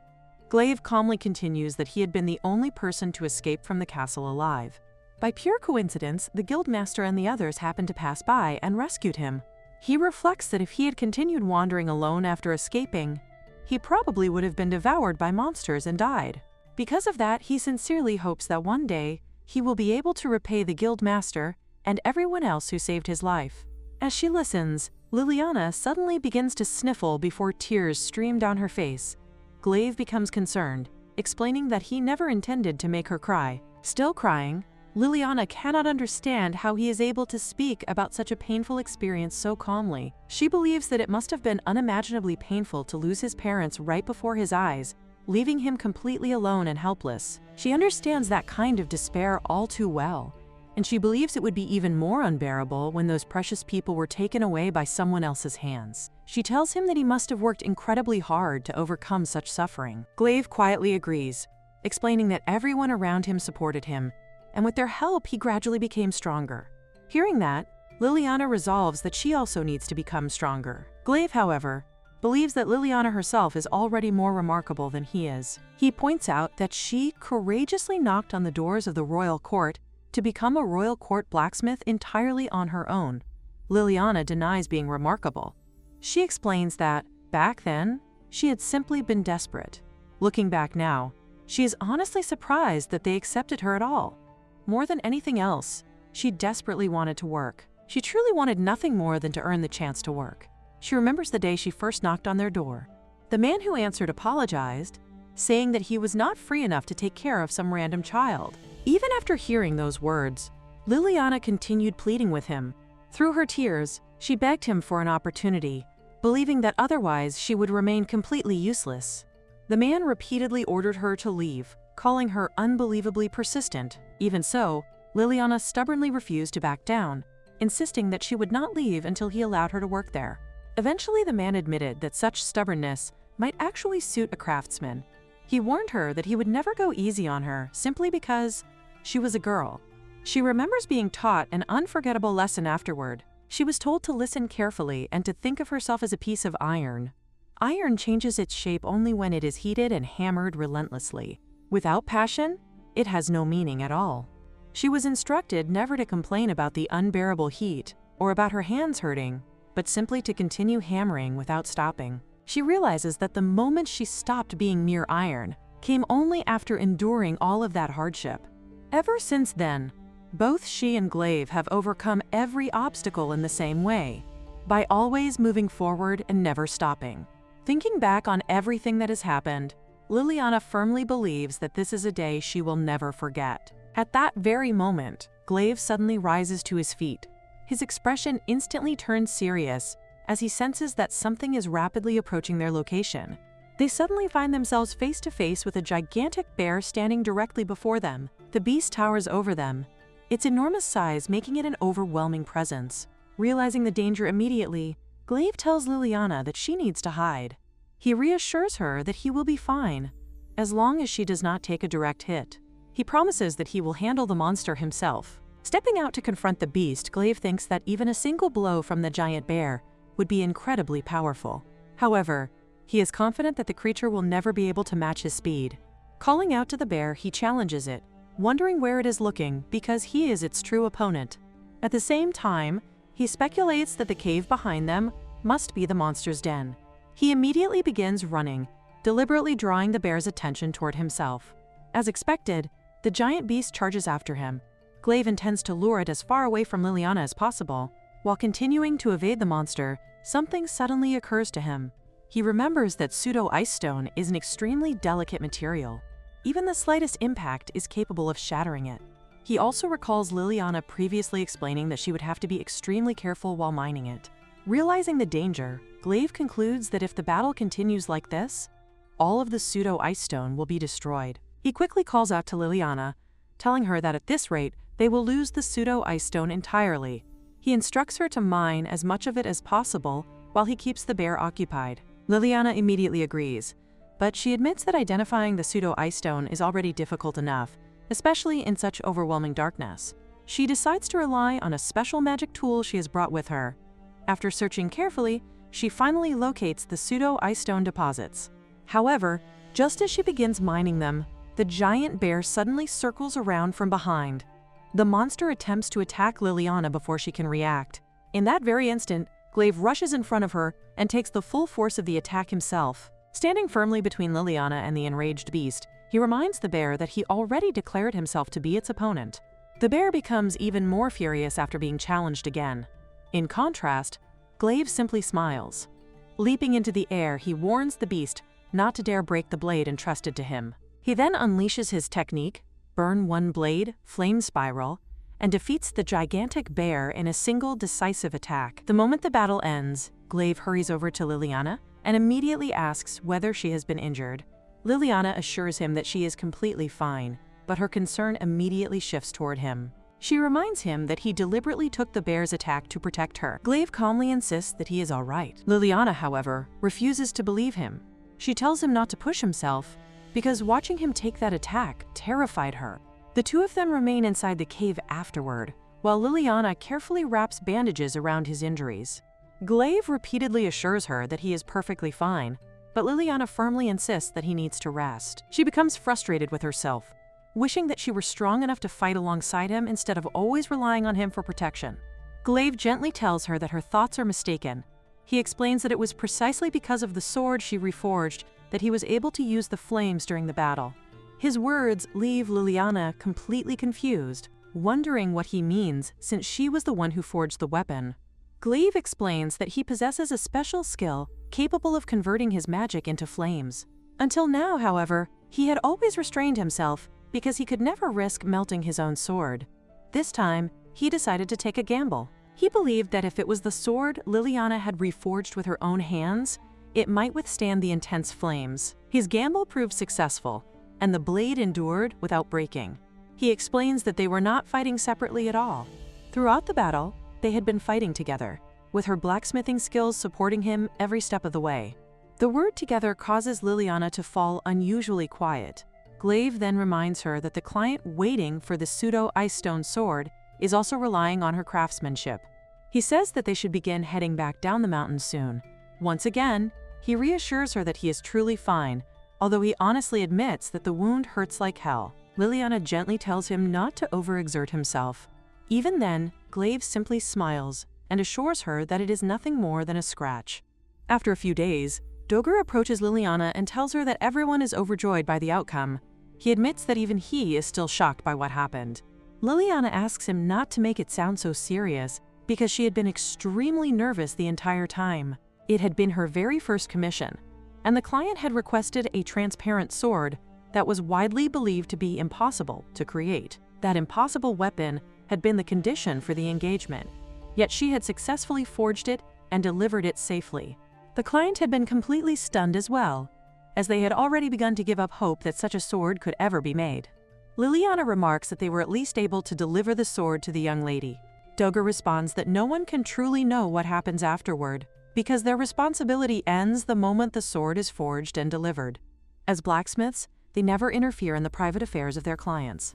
Liliana quietly accepts his explanation and says that she understands. Dodger goes on to explain that a blacksmith always works behind the scenes, rarely witnessing the results of their creations. Even so, Liliana sincerely hopes that the two people involved are able to find happiness. She believes that all they can do now is pray, and she wishes with all her heart that the weapon she forged will bring about a bright future for its owner. Looking at her, Dodger tells Liliana that she now wears a wonderful expression. He says that it is the face of someone who feels truly fulfilled, because a person whose own heart is empty can never genuinely wish for another person's happiness. Liliana realizes that his words are true. In the past, she never had enough room in her heart to think about anyone else's happiness. However, that is no longer the case. With a gentle smile, she turns back to her work. Suddenly, however, she senses something incredibly strange. At that exact moment, a mysterious figure appears behind her and calmly identifies her as Liliana before introducing himself as Iblis, the king who rules the demon realm.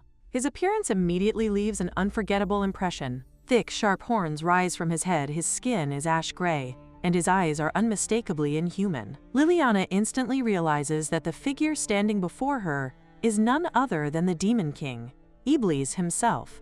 She has heard countless stories about him. It was for the purpose of defeating this very being that she had forged Lord Alan's holy sword. Throughout the world, Iblis is known as humanity's greatest threat, and the sheer pressure of his presence leaves her unable to even raise her voice. Just then, Glaive suddenly steps in front of Liliana, placing himself between her and the Demon King. Surprised by his sudden arrival, she wonders why he is there. Glaive explains that the sword had called out to him. The very moment he picked it up and began traveling, he instinctively knew that Liliana was in danger. Hearing this, Liliana is left completely bewildered because nothing like this has ever happened before. The sword she forged somehow sensed that she was in danger and guided its wielder directly to her. Watching the scene unfold, Iblis remarks that it is quite an interesting situation. He notes that he had expected his opponent to recoil from his overwhelming presence, yet Glaive remains standing before him without retreating. Introducing himself as the Demon King, Iblis asks the brave human to reveal his name. Glaive calmly introduces himself. Upon hearing it, Iblis praises it as a strong name, saying that it is perfectly suited for someone worthy of being called a true hero. However, Glaive immediately rejects that title. He explains that he had actually fought someone who was called a hero only recently, but calling that man a hero would be far too generous. According to him, the coward screamed in fear and fled the moment his holy sword was destroyed. Those words immediately leave Glaive himself wondering if Alan truly abandoned the battle by running away. Iblis then shifts his attention to the weapon in Glaive's hands, recognizing that the sword was forged by Liliana. He reveals that, just like Glaive's weapon, the sword he himself carries was also forged by Liliana. The moment she sees it, Liliana immediately recognizes the blade. It is the very sword she created long ago during her time as a court blacksmith. Iblis explains that this is precisely why she has captured his interest. Long ago, she forged a holy blade, something that had become impossible by the time he was born. Ever since his birth, there had been no human capable of creating such a weapon. Because of that, he declares that he has come to personally claim the chosen one with his own hands. Facing the Demon King directly, Glaive realizes that the situation is completely different from every monster he has encountered before. Simply standing in Iblis's presence demands every ounce of his strength. The overwhelming pressure radiating from the Demon King dominates the entire area, making it feel impossible to breathe. Beside him, Liliana trembles uncontrollably under that terrifying aura. Even so, Glaive firmly resolves that there is absolutely no way he will ever hand Liliana over to the Demon King. Hearing those determined words, Iblis lets out a quiet chuckle. Glaive boldly declares that he will fight him, even if his opponent is the Demon King himself. Iblis finds his resolve amusing and states that Glaive truly deserves to be called a hero. He explains that a hero is someone who wields a blade in order to protect something precious. In Goliath's case, the reason he raises his sword is because of the girl standing behind him. Therefore, refusing to surrender her is only natural, for no matter what happens, he has no intention of handing her over. Glaive answers without the slightest hesitation that it is exactly as Iblis says. Even if force is required, he will never surrender Liliana. Pleased by his unwavering conviction, Iblis praises Glaive's eyes, saying that they do not waver in the slightest. He declares that whenever a hero and a Demon King stand face to face, there has never been any path other than battle, and even after thousands of years, that eternal truth remains unchanged. With those words, Iblis proposes that they settle everything through combat. He asks Liliana to allow the battle to begin, with her own fate serving as the wager between the hero and the Demon King. Iblis declares that they should settle everything through combat, with the girl serving as the prize for the victor. Addressing Glaive, he calls him a true hero and invites him to attack, saying that he wishes to test the strength of his resolve. According to Iblis, a game is only truly entertaining when both sides play with complete sincerity. As the confrontation unfolds, Liliana is overwhelmed by uncertainty. She desperately wonders what she should do. Is she really going to stand there and watch everything happen once again? However, she immediately realizes that she cannot allow history to repeat itself. She remembers losing her parents to the plague and recalls how everyone pitied her, calling her nothing more than a poor child. Later, when she devoted herself to blacksmithing, people dismissed her skills as completely useless. Yet Glaive had been different. When he learned that she was a blacksmith, he had smiled at her instead of looking down on her. Gathering every ounce of courage she possesses, Liliana steps forward and boldly asks Iblis whether he is truly foolish. She tells him that if anything happens to Glaive, she will never forgive him. She refuses to simply stand by and do whatever he demands. She points out that the only reason he wants her is because of her ability to forge swords. If he truly wants her to create one for him, then he should simply ask politely, because she is, after all, a blacksmith. Although her voice trembles uncontrollably, and even holding out her hands requires all the courage she has, the thought of losing Glaive gives her the strength to stand before the Demon King, instead of watching helplessly from behind. Even Glaive is left speechless by her unexpected actions. Watching her, Iblis remarks with amusement that he never expected the princess herself to stand up against the Demon King. He comments that she has continued to oppose him without fear. After a brief moment of consideration, he calmly announces that the fight is over. He explains that if the girl refuses to obey him willingly, then there is no purpose in continuing the battle. Ruling through fear, he says, is nothing more than a hollow victory. Instead, Iblis expresses a completely unexpected request. He says that he would like to meet the leader of the town because he has decided to remain there for a while. His declaration leaves everyone completely bewildered, making them wonder what on earth he is talking about. Realizing that his intimidating appearance makes any proper conversation impossible, Iblis decides to transform back into the appearance of an ordinary human. Once the transformation is complete, he casually remarks that they should now be able to get along properly. Liliana stares at him in confusion, unable to believe that the terrifying Demon King has actually transformed into a human. Later, at the Blue Sky Sword headquarters on the second floor inside the Guildmaster's office, Regal politely welcomes Iblis inside. Anna serves tea to their unexpected guest, and Iblis gratefully thanks her before she quietly leaves the room. Outside the office, Anna anxiously asks everyone what exactly is happening and tries to understand the strange situation unfolding before them. Meanwhile, Liliana wonders how she can even begin to explain everything.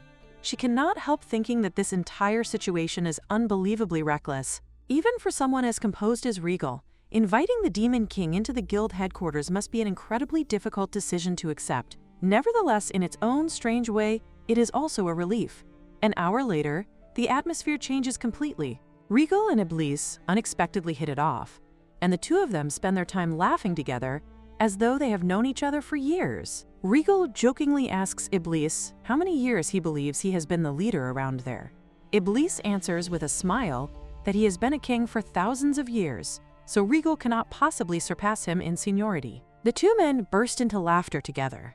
Before arriving at the guild headquarters, Iblis had already agreed to an important condition after assuming his human appearance. He promised that he would not harm anyone because his only desire was to experience human life. Naturally, both Glaive and Liliana remain suspicious of such a simple, verbal promise. To eliminate any doubt, they established a demonic pact that mutually guaranteed the safety of the town.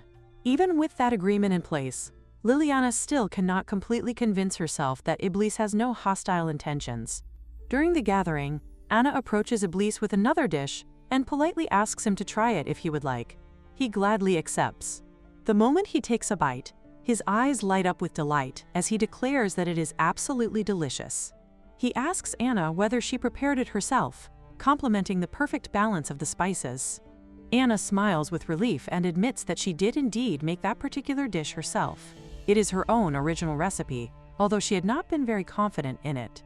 Iblis praises her talent, asking whether she also prepared the other dishes being served. Anna modestly replies that she did not. Most of the food is cooked by her mother, whose cooking is far better than her own, while she is still only learning. Rather than dismissing her efforts, Iblis smiles warmly and says that this only makes her accomplishment even more impressive. He explains that creating something so delicious while still learning demonstrates remarkable talent. According to him, she clearly has the potential to reach even greater culinary heights, and he sincerely looks forward to seeing how much she will grow in the future. Anna happily thanks him for his encouraging words before leaving to continue her work. Watching the exchange, Liliana quietly reflects that, for a Demon King, Iblis might not actually be such a bad person. Whatever happened between humans and demons in the distant past, and whatever events caused demons to become humanity's greatest threat, Iblis certainly does not appear to be someone who wishes to rule others through brute force alone. Elsewhere, Anna finds herself standing quietly by herself as memories of her past life begin to resurface. In those memories, she remembers telling her mother that she wants to become just like her because everyone loves her mother's cooking so much. Her mother gently replies that her greatest wish has always been to prepare meals that leave everyone full, happy, and smiling. She lovingly tells Anna that she believes someone will one day truly cherish the kind-hearted meals that Anna herself prepares. At that moment, Anna remembers Iblis sincerely telling her how much he loved her cooking. The memory fills her heart with happiness and gives her renewed confidence. As time passes, everyone returns to their respective duties around the guild. While cleaning up, Anna thanks Liliana for helping her with the work. Liliana casually replies that it is no problem, because cleaning everything by herself would have been difficult. After a brief pause, Anna calls out to Liliana once more, before shyly wondering what kind of woman Lord Iblis might be interested in. Her innocent question makes it clear that Anna has developed a new crush, none other than the Demon King himself, Iblis. The next day, Liliana once again hears someone repeatedly calling her name. The person calling out to her is Iblis, who unexpectedly invites her on a date. His sudden proposal immediately leaves her bewildered, especially since they are currently at the Blue Sky's Sword Guild headquarters. Without waiting for a response, Iblis confidently assumes there will be no objections and declares that they should leave at once. Before they can go anywhere, Glaive immediately rises to his feet and firmly objects, making it clear that there are, in fact, plenty of objections. In response, Iblis calmly tells him to relax, explaining that Glaive is naturally coming along with them as well. This only leaves Glaive even more confused, causing him to wonder whether Iblis is actually asking both of them out together. Iblis confirms that this is precisely his intention, explaining that he simply wishes to act as their guide through the city. He cannot understand why Glaive considers there to be any problem at all. Glaive points out that Iblis has phrased the invitation in the most confusing way possible, while Iblis remains genuinely puzzled about what Glaive even means by that. At that very moment, Anna arrives and curiously asks Liliana whether she is really going on a date. Liliana immediately realizes that Anna is still cautious around Iblis because of everything that happened the previous day, making her feel that she has to explain that this is all a misunderstanding. However, before she can properly clear things up, Iblis walks straight over to Anna and politely invites her to join them as well. Anna initially refuses, explaining that she still has work to do. However, the other helpers immediately assure her that they will gladly cover her shift for the day and that they are perfectly capable of handling everything by themselves. Since there is no longer any reason to decline, Anna agrees to accompany them. Iblis becomes visibly delighted by her acceptance and happily declares that they should depart together. Although the group begins moving, Liliana quietly wonders whether everything unfolding is really acceptable. Glaive then turns to her and asks whether she is truly certain about going through with this unexpected outing. He knows that everyone has suddenly ended up going together, making the situation rather unusual. Liliana reassures him without hesitation, reminding him that he is coming too. Glaive naturally confirms that he will accompany them. He then admits that he panicked for a brief moment when Iblis first extended the invitation, because there was absolutely no way he would have allowed Liliana to go anywhere alone with him. Hearing those sincere words causes both Glaive and Liliana to lock eyes for a brief moment before they both begin blushing. Feeling embarrassed, Liliana quickly turns her face away and reflects that Iblis truly startled them by suddenly asking someone out on a date so directly. At the same time, she also realizes that Glaive surprised her as well, as she had never imagined that he was capable of making such an earnest and protective expression. Before long, the four of them arrive at the town marketplace. As they walk through the busy streets, many of the townspeople immediately recognize Glaive from the Blue Skies Sword Guild. However, their attention is quickly drawn toward the unfamiliar man walking beside him. They cannot help expressing their amazement at seeing two exceptionally handsome men together. Glaive alone has always attracted attention wherever he goes, but now that he is accompanied by Iblis, the amount of attention they receive seems to double. Liliana quietly observes that although they have successfully arrived in town, they are likely to spend the entire outing wandering around aimlessly at this rate. Upon hearing this, Anna mentions that she actually knows the perfect place for them to visit. She suggests taking everyone to a cafe that is famous for catering specifically to couples. As soon as they arrive at the establishment, the receptionist warmly welcomes the entire group and politely asks whether they would like to try the cafe's original menu, which is exclusively prepared for couples. Anna immediately accepts the offer without any hesitation, enthusiastically declaring that they will indeed have a couple right there. The moment the word couple is spoken, both Glaive and Liliana are caught completely off guard and visibly flustered by the unexpected implication. Meanwhile, Anna happily reflects that she has finally been able to visit the cafe of her dreams together with Iblis. She quietly wonders whether he is feeling anything about the situation as well, questioning whether she is the only one whose heart is racing so intensely. At the same time, Iblis admits that the situation is actually rather embarrassing, and a faint blush appears across his face. Before long, the waiter arrives carrying their order and thanks them for waiting, before presenting the cafe's signature drink, the super rich love juice. Anna is immediately intrigued by the unusual presentation, noticing that the single drink contains 2 straws. She realizes that this is exactly the sort of romantic activity couples usually share together.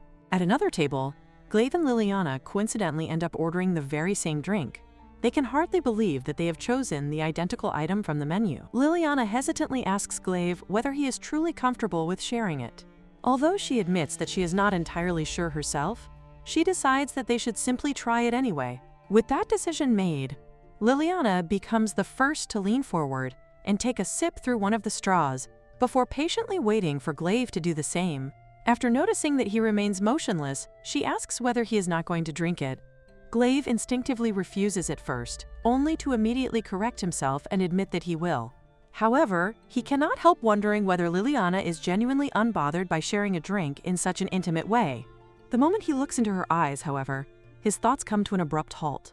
Neither of them says another word, and despite holding the drink between them, the two simply remain seated in complete silence without taking another sip. Sometime later, Glaive and Iblis are seen standing together on the cafe's balcony, overlooking the peaceful town below. As Iblis quietly remarks that it is a remarkably peaceful place, Glaive takes the opportunity to question the strange behavior Iblis has been displaying. He wonders whether the demon world is truly as brutal as it seems. Rather than answering immediately, Iblis turns the conversation around and asks Glaive why he has followed him there. Glaive calmly explains that he is merely keeping watch over him. Iblis questions whether Glaive truly still does not trust him, even after the two of them formed a pact. Glaive honestly admits that making a pact does not mean he can trust him completely. If something were to happen, arriving too late would be unacceptable. Iblis then asks how long Glaive intends to continue watching him so carefully. Glaive answers without hesitation that he will continue doing so until Iblis goes to sleep. That response leaves Iblis slightly puzzled as he remarks that humans require sleep, do they not? He adds that this finally explains why he has been feeling an unusual heaviness throughout his body for quite some time. Hearing this, Glaive becomes curious and asks whether demons truly have no need for food or even sleep. Iblis explains that such traits apply only to high-ranking demons. He reveals that high-class demons are an exceptionally rare race born among the Demon King's lineage, and even among those demons, only a select few possess abilities that allow them to exist without such basic necessities. Glaive comments that never having to sleep certainly sounds convenient. However, Iblis questions whether it truly is. He explains that demons were not originally beings who never became tired or required sleep. Instead, the ability is the result of evolution that occurred because they were forced to survive in an environment where such adaptation became absolutely necessary.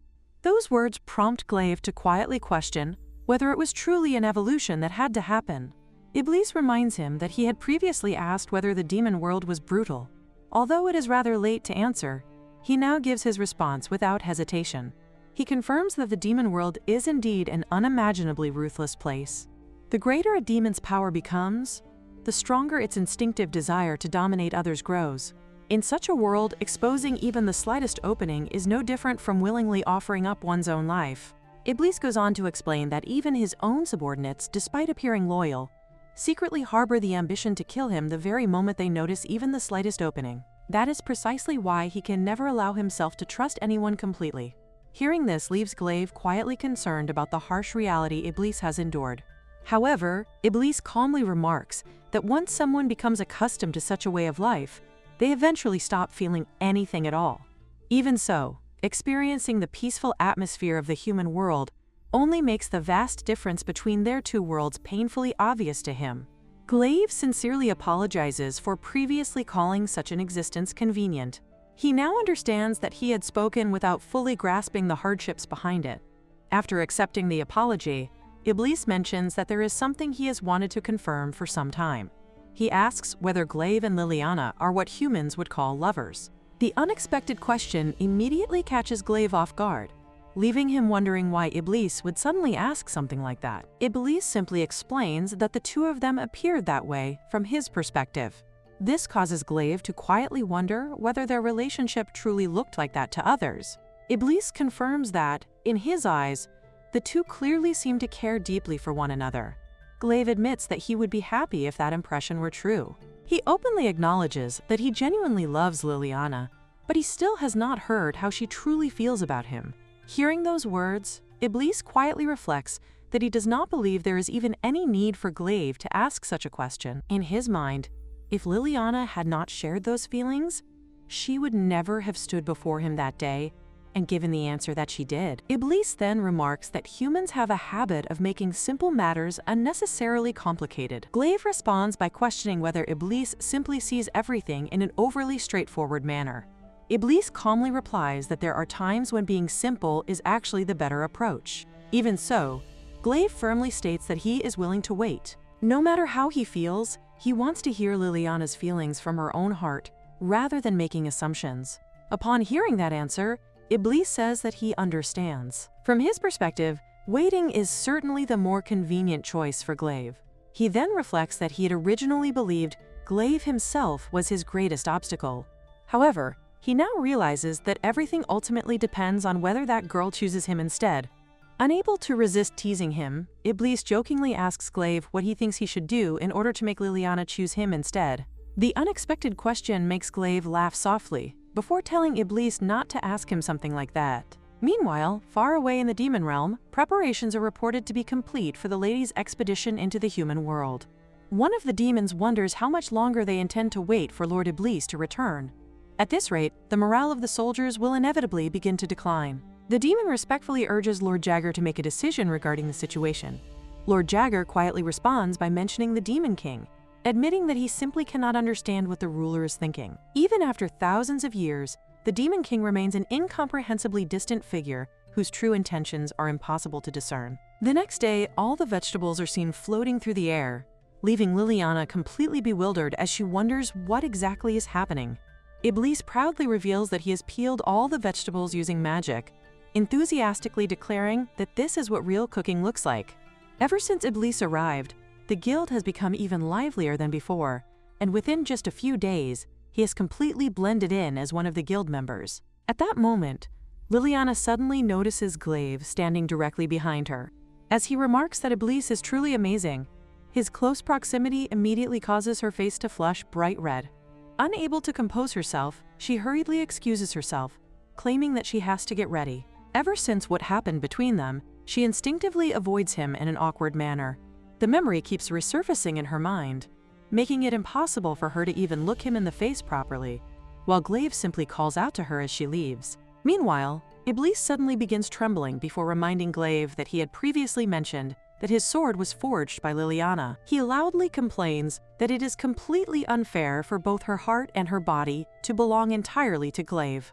Those words instantly make Glaive blush upon hearing the mention of her heart and body, while Iblis passionately declares that he absolutely refuses to accept such a situation. Liliana also blushes deeply as the two of them begin bickering over her. Attempting to calm the situation, Liliana tells them that she understands, and instead asks Iblis what kind of sword he actually wants. She wonders whether he desires a weapon similar to Glaive's. However, Iblis immediately rejects the idea, explaining that what he truly wants is a magic sword worthy of someone like him. A magic sword, unlike an ordinary blade, is a weapon imbued with special magical effects. Liliana then asks what kind of magical effect he wants it to possess. After taking a moment to think, Iblis declares that he desires the greatest magic sword she can possibly imagine. His overly vague request leaves Liliana exasperated, as she points out that he cannot simply leave every single decision entirely up to her. However, Glaive raises a serious concern, questioning whether they can really create a magic sword so casually for someone who is, after all, the Demon King. Liliana immediately realizes that he has a valid point. Depending on how such a powerful weapon is used, it could ultimately become a tremendous threat to humanity itself. Before making her decision, Liliana remembers something that has been bothering her. She meets Iblis alone and asks whether it was truly acceptable for him to make a pact not to harm humans if he desired the sword that badly, since such a decision would undoubtedly cause the demon world to resent him. Iblis calmly admits that the demon world will indeed resent him because of it, adding that this is hardly something to admire. Even so, he explains that, although it may be difficult to say this to a human, the conflict between humans and the Demon King began because humans were the ones who made the first move. Liliana is shocked by the revelation, unable to believe it could be true. Iblis confirms that it is indeed the truth, explaining that, because of those circumstances, conflict with humanity eventually became unavoidable. He then reveals that he has a greater ambition for the magic sword. With its power, he believes he may finally be able to unite the demon world. He explains that the demon world remains divided by numerous factions and corrupted traditions, creating an environment where vile acts can be committed with alarming ease. His true desire is to change that broken world for the better. At the same time, he sincerely admits that he has completely fallen in love with Liliana's craftsmanship as a swordsmith, which is another reason he wishes for her to forge the weapon. With complete sincerity, Iblis asks Liliana whether she is willing to do it, explaining that her power is incredibly precious. As Liliana looks at him, she becomes convinced that he would never betray them. She finds herself wanting to protect that trust and keep it close to her heart, making her genuinely want to believe in him. Finally, she agrees to forge the sword on the condition that he never uses it for evil. Iblis immediately assures her that he never would. Watching the exchange, Glaive remarks that Iblis always somehow manages to set the pace of every situation. In response, Liliana admits that, strangely enough, she truly feels that Iblis is someone they can trust, and she looks toward Glaive, believing that he feels the same way. He acknowledges that she is right, admitting that neither the sword of the past nor the conflict between humans and demons is an issue that can simply disappear. Nevertheless, Liliana resolves to keep moving forward because she believes that the future can still be changed. She then tells Iblis that she will need something important from him. She explains that the more closely a magic sword is connected to its owner, the more easily it can draw out its true power.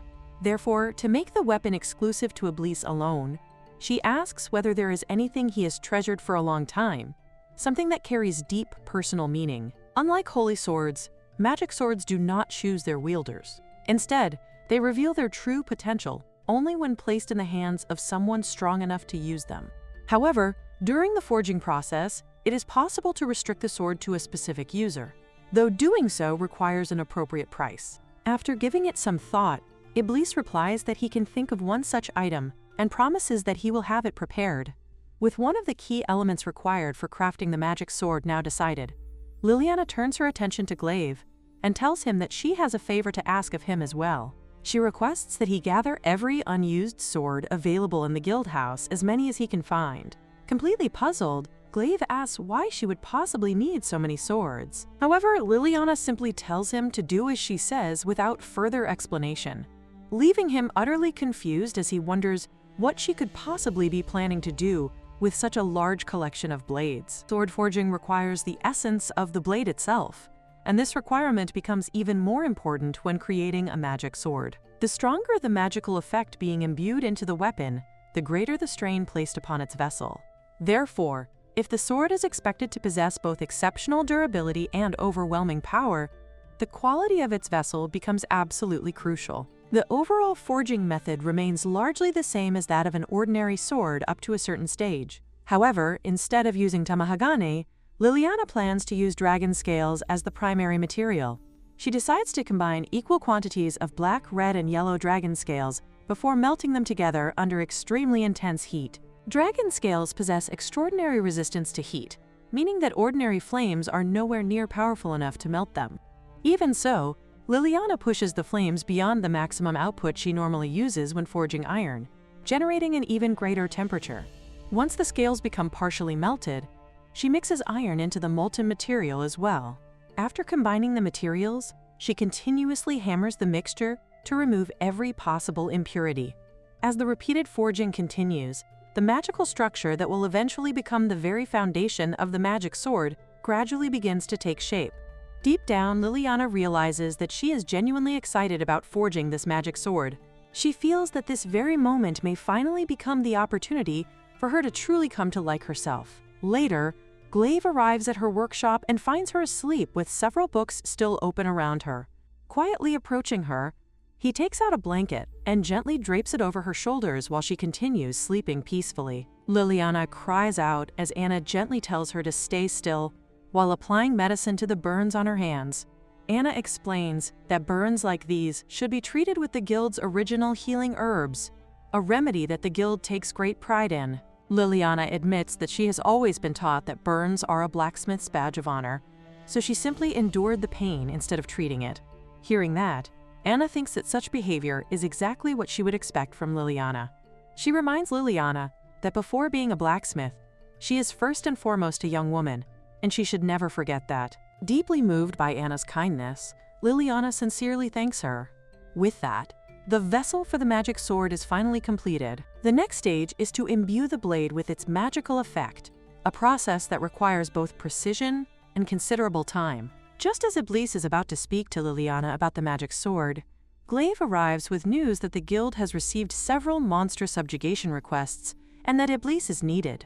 Although Iblis admits that the requests sound interesting, he points out that they are currently in the middle of forging the magic sword. Glaive, however, remarks that Liliana cannot properly concentrate if Iblis continues standing beside her, causing Liliana to wonder if Glaive is actually being considerate of her feelings for once. Remembering the important requirement they had discussed earlier, Liliana asks Iblis for the item needed to bind the magic sword exclusively to its user. In response, Iblis hands her a mysterious, crystal-like sphere. Liliana immediately recognizes it as a crystal capable of sealing magical power. Iblis casually explains that it is actually a part of his own heart, though he deliberately avoids elaborating further. His explanation only makes Liliana even more concerned, yet she concludes that such a precious material is more than sufficient for the task ahead. Both Liliana and Iblis approach the project with complete seriousness. The difficulty of forging a magic sword increases dramatically, depending on how refined and complete its magical effect is. The effects are created by engraving special characters known as rune letters, the same magical symbols used when casting spells. The specific combination of these rune letters determines the sword's magical abilities. There are 55 different types of rune letters in existence, and their possible combinations are virtually limitless. As a result, the very first challenge lies in carefully deciding which letters should be used. While Liliana works on engraving the intricate runes, a shower of hot ashes suddenly lands on her. Drogar immediately approaches and checks whether she is injured. Liliana assures him that she is unharmed, but her attention is fixed on a far more frustrating problem. The sword has broken once again. Drogar observes that the engraved letters are incredibly tiny. Liliana explains that they must construct extremely complex spell formulas upon the blade. Since advanced formulas require a large number of rune letters, they place an enormous burden on the sword, and every single character has to fit within the limited surface of a single blade. As a result, the rune letters inevitably become extremely small. Even the slightest mistake in a single character ruins the entire formula, forcing her to discard the blade and begin the process all over again. That is precisely why she prepared so many spare swords before starting the engraving process. Frustrated by another failure, Liliana quietly wishes that she had spent more time practicing her handwriting in the past. Curious, Drogar asks whether she has ever done this kind of work before. Liliana replies that she has, but it was a very long time ago. She admits that she was never particularly skilled at engraving rune letters, and before long she abandoned practicing altogether, because during her time at the royal palace, her primary responsibility was repairing weapons, rather than creating new ones. Liliana begins to wonder if she simply never possessed the talent required for this kind of work. However, she gradually realizes that breaking free from anxiety and continuing to fight through the darkness beyond countless failures feels like walking toward a distant light. It is as though everything that had been tightly bound within her is suddenly released. That overwhelming sense of freedom becomes the exhilaration that comes with finally succeeding. She reminds herself that failure is no longer an option. There are people waiting for the magic sword to be completed, and as a true craftswoman, she cannot allow herself to give up. That unwavering spirit is what drives her to keep moving forward, just as it did in the past. After working continuously for so long, Liliana finally notices tears streaming down her face and realizes that she should at least stop to drink some water.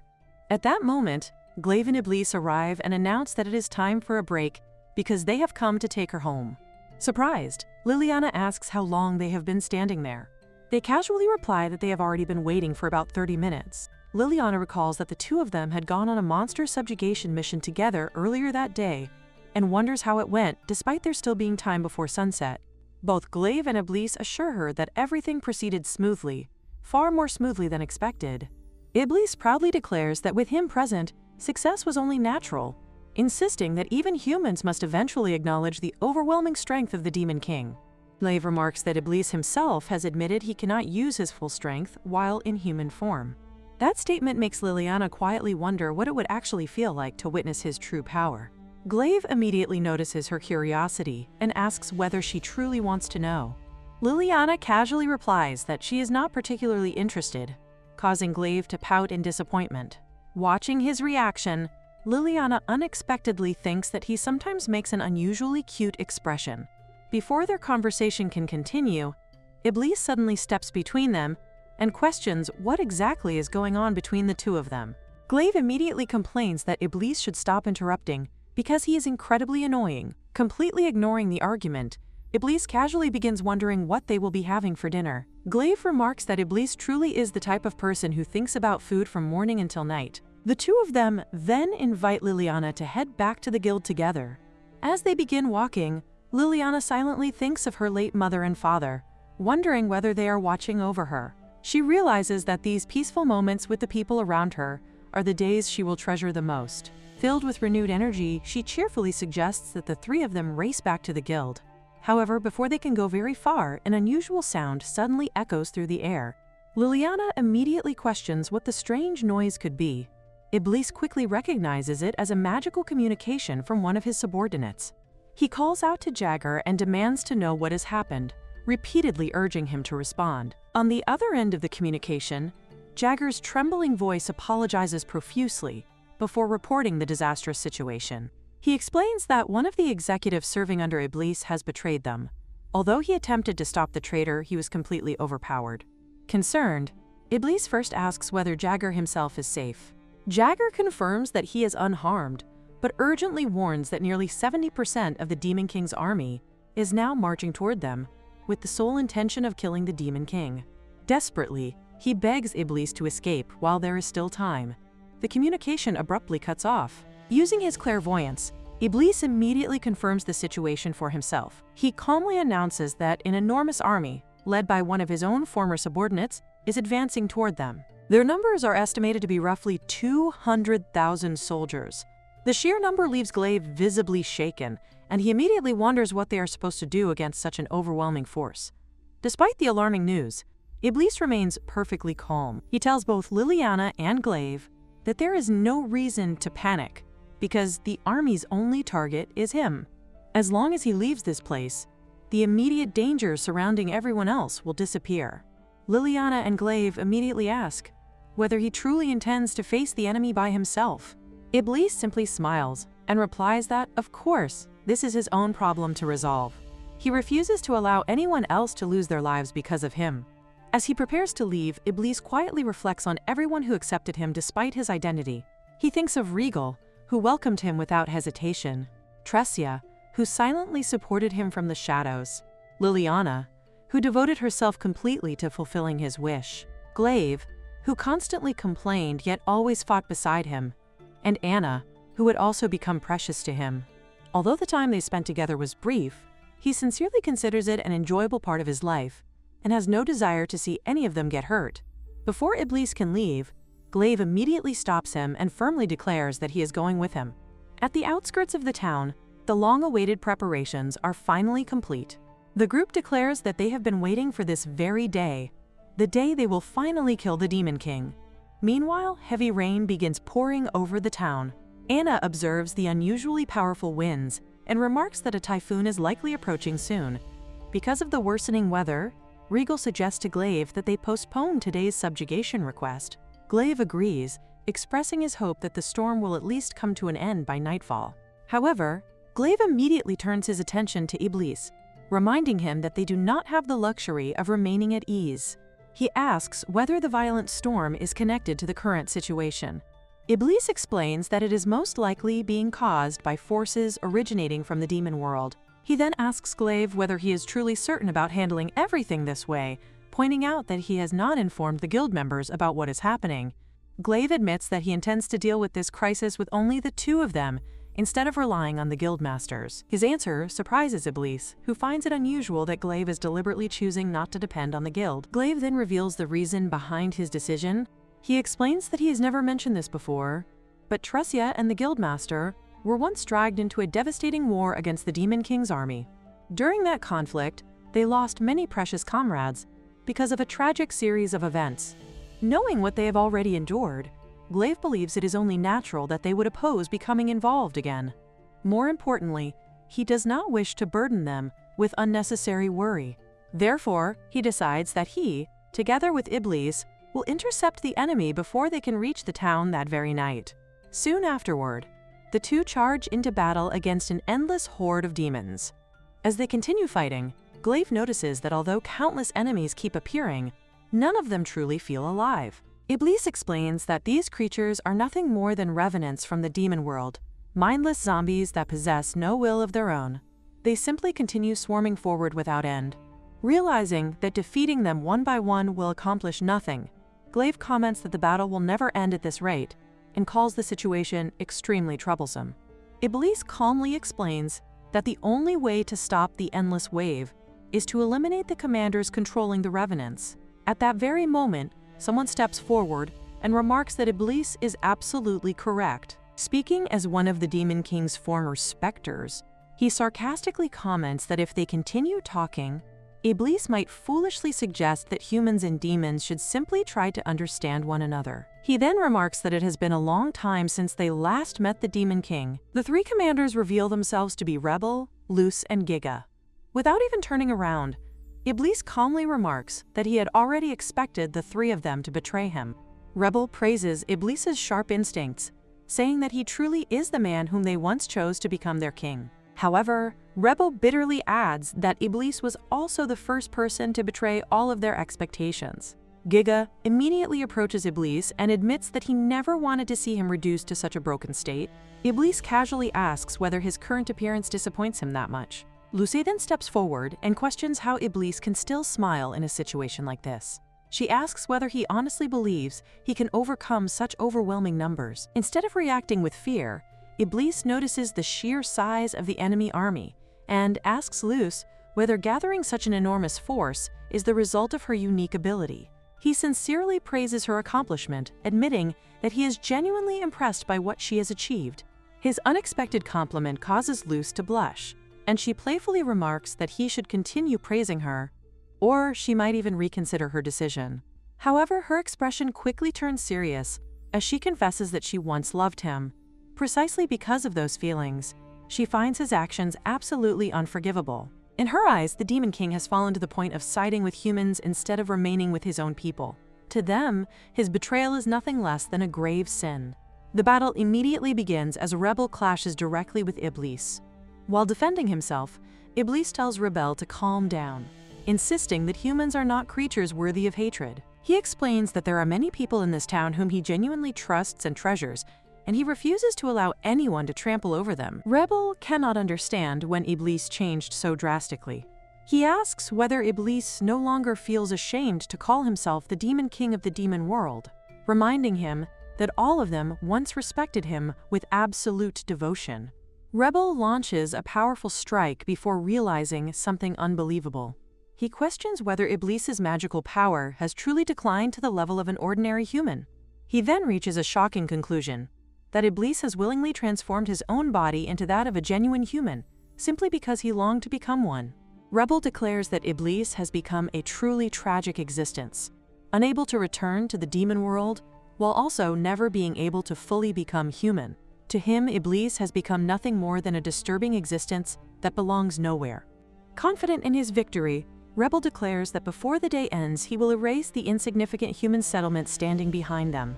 Hearing those words, Glaive immediately steps forward and declares that he will never allow such a thing to happen. He quickly checks on Iblis and asks whether he is injured. Iblis calmly assures him that he is fine. Glaive points out that he already knew Iblis's magical power had weakened, yet he still chose to face the enemy entirely on his own. Iblis responds with a faint smile, suggesting that perhaps he has become just as stubborn after spending so much time around people like Glaive. He then declares that it is time for the two of them to move forward together. Watching them stand side by side, Rebel dismisses their determination as meaningless nonsense. He declares that he will end the battle immediately and put both of them out of their misery. With a simple snap of his fingers, Rebel summons an enormous number of revenants around Iblis and Glaive. Within moments, they find themselves completely surrounded by enemies on every side. Even Iblis is astonished by the overwhelming number of opponents surrounding them. Just as the situation appears hopeless and Iblis begins closing his eyes, a familiar voice suddenly echoes across the battlefield, complaining that the enemies truly show no restraint whatsoever. To Iblis's surprise, Regal arrives to reinforce them. Shortly afterward, Tresha also appears and tells Glaive that he will have to explain everything properly once this battle is over. Moments later, Liliana joins the battlefield as well. She apologizes to Iblis for making him wait before presenting him with the newly completed sword. Upon seeing it, Iblis sincerely praises her, calling her an absolute genius. As he gazes upon the weapon she has forged, he cannot help but wonder just how extraordinary her ability truly is. The scene briefly shifts to the past, where a desperate voice orders everyone to retreat, declaring that the first wave has already been wiped out and that everything has gone completely differently from what had originally been planned. Even in the present, Glaive remembers that moment with painful clarity. The memory of the hand that once held his so tightly still lingers vividly in his mind, and recalling it continues to fill him with pain. Returning to the present, Glaive is surprised to see both Regal and Tressia standing beside him. Unable to understand why they are there, he immediately questions their sudden arrival. Regal and Tressia explain that Liliana was the one who informed them about everything. Liliana admits that the moment she finished forging the magic sword, she realized that Glaive and Iblis were nowhere to be found at the guild headquarters. She honestly assumed that everyone had already been informed about the situation. Tressia then turns to Glaive and tells him that she will hear every detail later. She asks him to relax because she does not believe he acted recklessly, without carefully thinking things through. More importantly, she insists that they should first deal with the enemies standing before them. Meanwhile, the Demon King's former subordinates grow impatient. They complain that they have been kept waiting for far too long and question what everyone could possibly still be talking about. Nevertheless, they dismiss the conversation as completely meaningless. However, they suddenly notice Iblis calmly forming a massive magic circle. Iblis explains that thanks to the time they bought through that conversation, he has completely recovered and returned to his full condition. With a simple snap of his fingers, every single monster surrounding the battlefield disappears instantly. The enemy commanders stare in disbelief, unable to comprehend how their entire army has been wiped out in a single moment. Iblis calmly remarks that he is finally becoming accustomed to his new body. He then creates another series of magic circles that envelop Glaive, Regal, Tressia, and himself.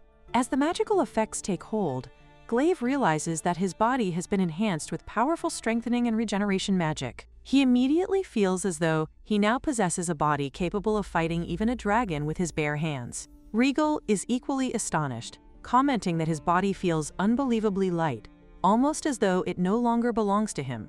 Standing confidently before his companions, Iblis assures them that they have nothing to fear. He declares that as long as they stand beside him, it is impossible for any of them to lose their lives. Hearing those reassuring words, Glaive cannot help but remark that there could not possibly be anything more comforting than that. With their spirits renewed, all four of them charge into battle together. Watching the battle unfold, one of the enemy commanders breaks down in despair.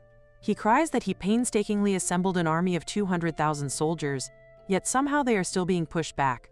Unable to accept reality, he wonders whether the people standing before them are truly human at all. He cannot believe that anyone could oppose the Demon Lord and still emerge victorious, leaving him convinced that they are genuinely finished. Determined to end everything himself, Rebel declares that Iblis will die.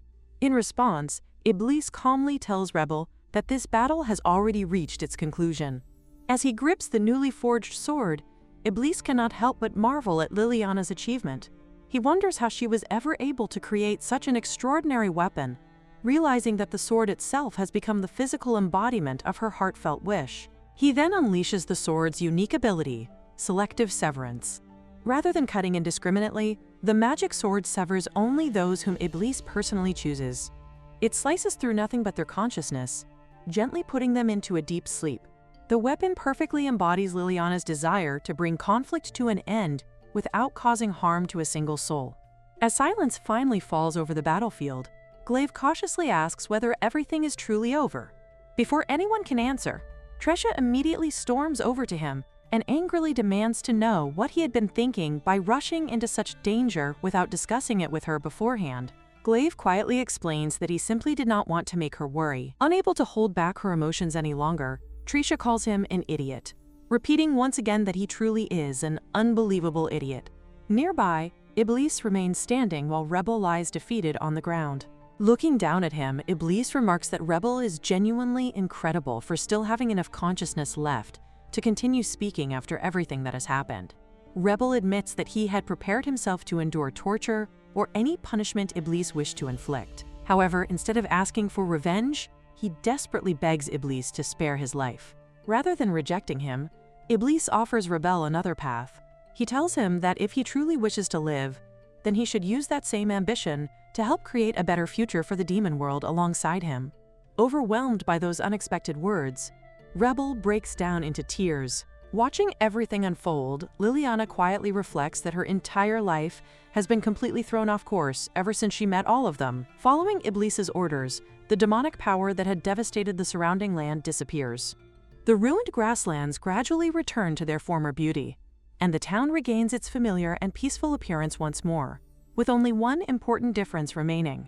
Before departing, Iblis sincerely thanks everyone, telling them that he owes them more than he can ever repay. Glaive, however, cannot help asking whether Iblis is truly returning to the demon world. Iblis explains that he is worried about Jagger as well, and if another incident like this were to happen, it would only create even greater trouble. Therefore, he has no choice but to return. Even so, Iblis cannot resist teasing Glaive, jokingly asking him not to miss him too much after he leaves. Without hesitation, Glaive immediately insists that there is absolutely no chance of that happening. Yet despite his denial, the words remain trapped deep within his throat. He realizes that if even the slightest opportunity had presented itself, everyone at the guild would have gladly told Iblis that he was welcome to stay with them.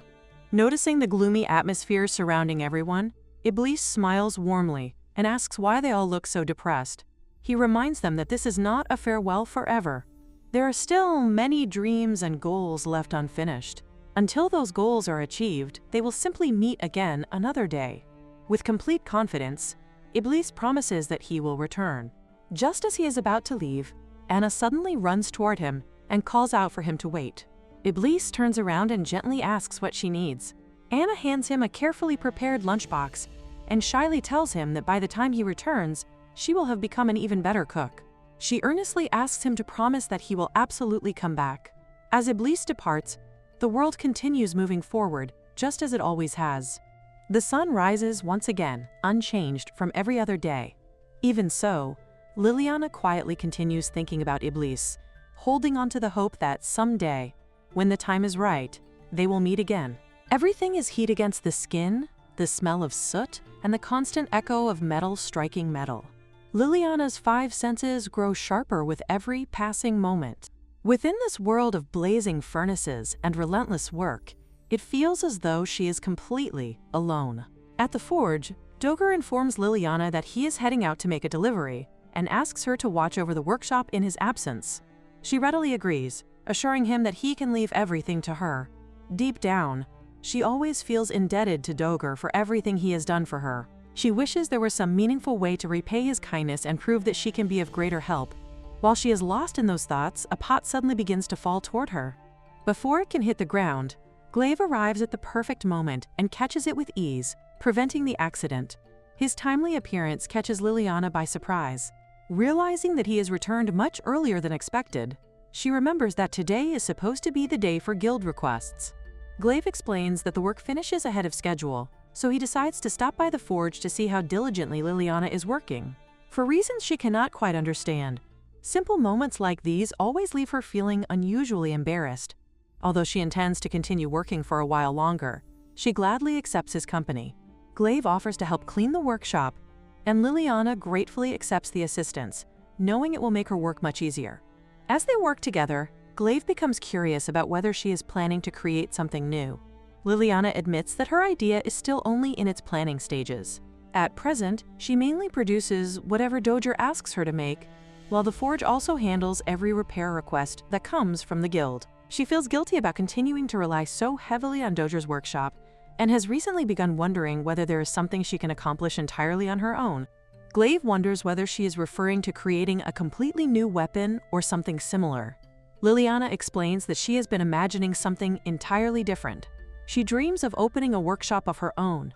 Even as she says it, she realizes how sudden and unrealistic the idea must sound. She knows absolutely nothing about managing a business, and even obtaining materials has always been Dogger's responsibility. To her, the entire idea feels reckless, yet it remains a small dream she quietly treasures. In her imagination, the workshop has white walls decorated with antique brick. Although it functions as a blacksmith's workshop, its exterior resembles a cozy cafe where women and children would feel comfortable stopping by. Alongside weapons and equipment, she also hopes to sell everyday goods. In her mind, She has even imagined naming it Liliana's Workshop. Glaive immediately feels that the name is unnecessarily long and suggests shortening it to Lily's Workshop instead.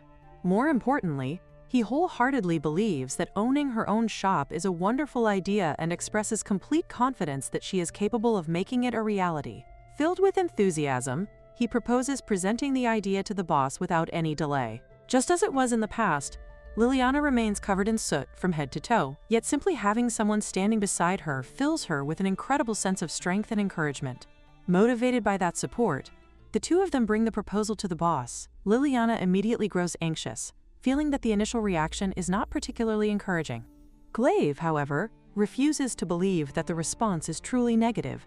Regal then explains that the idea of Liliana opening her own shop is not something the guild has never considered before. The guild originally begins as an organization focused entirely on combat, but in recent times it has also started investing considerable effort into food services and commercial ventures. Expanding its operations is precisely the direction in which the guild intends to grow. Furthermore, allowing Liliana's exceptional blacksmithing talent to remain limited to handling repair requests for familiar customers would be nothing short of a tremendous waste. Liliana sincerely thanks everyone for their support, while Glaive wonders why they are still hesitating after reaching this point. Tresha explains that opening a new shop in this town is far from a simple matter.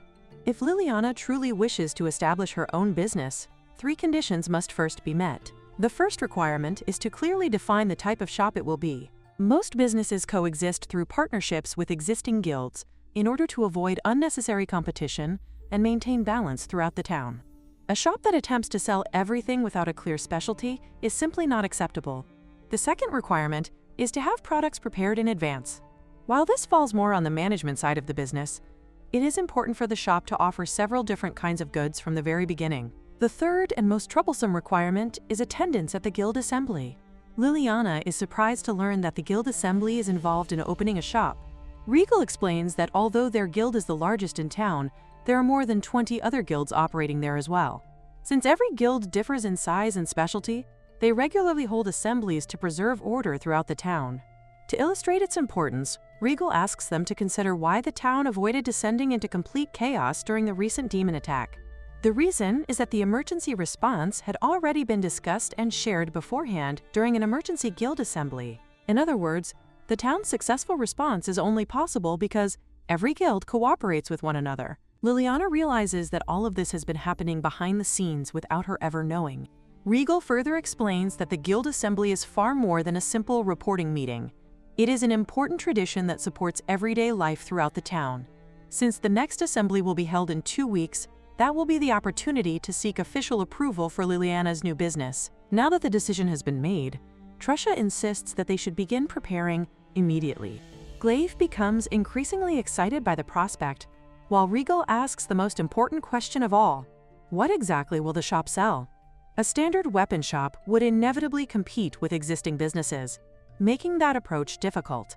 Rather than opening a weapon shop, Liliana proposes establishing a store that specializes in everyday tools instead. She envisions selling kitchen knives, scissors, and various tools that people regularly use in their daily lives. Since nearly anything made from forged iron falls within her expertise, she believes she can produce a wide variety of practical goods. More importantly, such a business would avoid direct competition with weaponsmiths and armor craftsmen.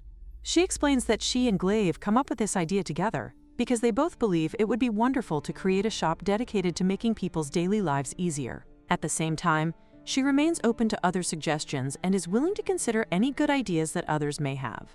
Glaive jokingly imagines that Liliana would probably create unbelievably sharp kitchen knives. Regal is pleasantly surprised by the concept of a blacksmith specializing in everyday necessities. He praises the two of them for thinking the idea through so carefully and remarks that the overall concept has been planned remarkably well. Tresha adds that she has never heard of a blacksmith shop specializing in farming equipment and fishing tools. Such a unique direction could easily distinguish the business from every other forge in town. With the concept decided, Regal explains that all that remains is securing a steady supply of materials and carefully determining product prices to ensure the business remains profitable. He also suggests selling related products alongside the main items to encourage bundled purchases. In addition, establishing business partnerships and expanding the shop's network through outreach would greatly benefit the venture. Listening to all of this, Liliana begins to wonder whether she is truly capable of running a business at all. During her time at the royal palace, she only needed to submit a list of required materials, and everything was prepared for her. Even now, the materials she uses are either gathered by guild members or sourced by Dogger. Managing an entire shop on her own suddenly feels overwhelming, and she questions whether she can really succeed. Regal notices the anxiety plainly written across her face. He reassures her that there is nothing to worry about because Glaive will be helping her every step of the way. As someone personally selected and trained by Tresia, Glaive has already been thoroughly drilled in the fundamentals of accounting, so Liliana can confidently leave those responsibilities to him without concern. With preparations about to become increasingly demanding, Regal reminds both of them that they must not allow the guild's combat division to become neglected in the process. Glaive immediately agrees. Liliana then asks him whether he is truly certain about taking on even more responsibilities when he is already so busy. In response, Glaive gently takes her hand and tells her that being part of the very first step toward fulfilling her dream is an honor. Referring to her affectionately as his princess, he encourages her not to worry, because if the two of them work together, they can make her dream a reality. Although deeply touched, Liliana cannot help pointing out that his words sound a little overly dramatic. Without any embarrassment, Glaive cheerfully admits that he has always wanted the chance to say a line like that at least once. Unable to hide her smile, Liliana entrusts herself to him and tells him that she is counting on his support. Elsewhere, after the conversation ends, Tresia quietly asks Regal whether it was really the right decision not to tell Liliana the truth. Regal understands exactly what she is referring to. The greatest obstacle awaiting Liliana at the upcoming guild assembly has nothing to do with the direction of her shop or the nature of her business. The true problem is that a certain person will also be present at the assembly. Liliana thinks that it all feels like a dream. It truly feels as though she is living inside one. Returning to her room, she collapses onto the floor, wondering if she is really going to have a shop of her own. Meanwhile, Glaive is busy chopping materials as he counts them one by one. After finishing, he concludes that the remaining stock should be about right. There is still a considerable surplus of certain materials left in storage, and this is roughly how inventory management is handled. Just then, someone approaches and calls for his assistance elsewhere. Glaive immediately responds that he is on his way. Before leaving, he asks Liliana to watch over everything for the time being, and she gratefully thanks him. Since then, Glaive has been balancing the preparations for the new shop alongside his guild requests. Although Liliana does not want him to overwork himself, she feels that fussing over him too much might only backfire. Not knowing what to say during moments like these seems to be a side effect of having lived a life without relying on anyone else. She realizes that, in the end, he has probably been the one encouraging her instead. However, she knows that feeling discouraged is not what she should be doing right now. She is still not accustomed to depending on others, but she understands that gratitude is the proper response in a situation like this. Since Glaive is doing everything he can, she resolves to do what she needs to do as well. The first step is conducting market research. She begins walking around the marketplace, carefully observing the surroundings. One vacant location catches her attention, but she immediately feels that it might be too small. Looking at the city from this perspective makes everything appear completely different from how she used to see it. She notices how signs are designed so that customers can immediately recognize what each shop is selling. Freestanding signboards have the advantage of allowing shop owners to rewrite and update whatever they wish to promote.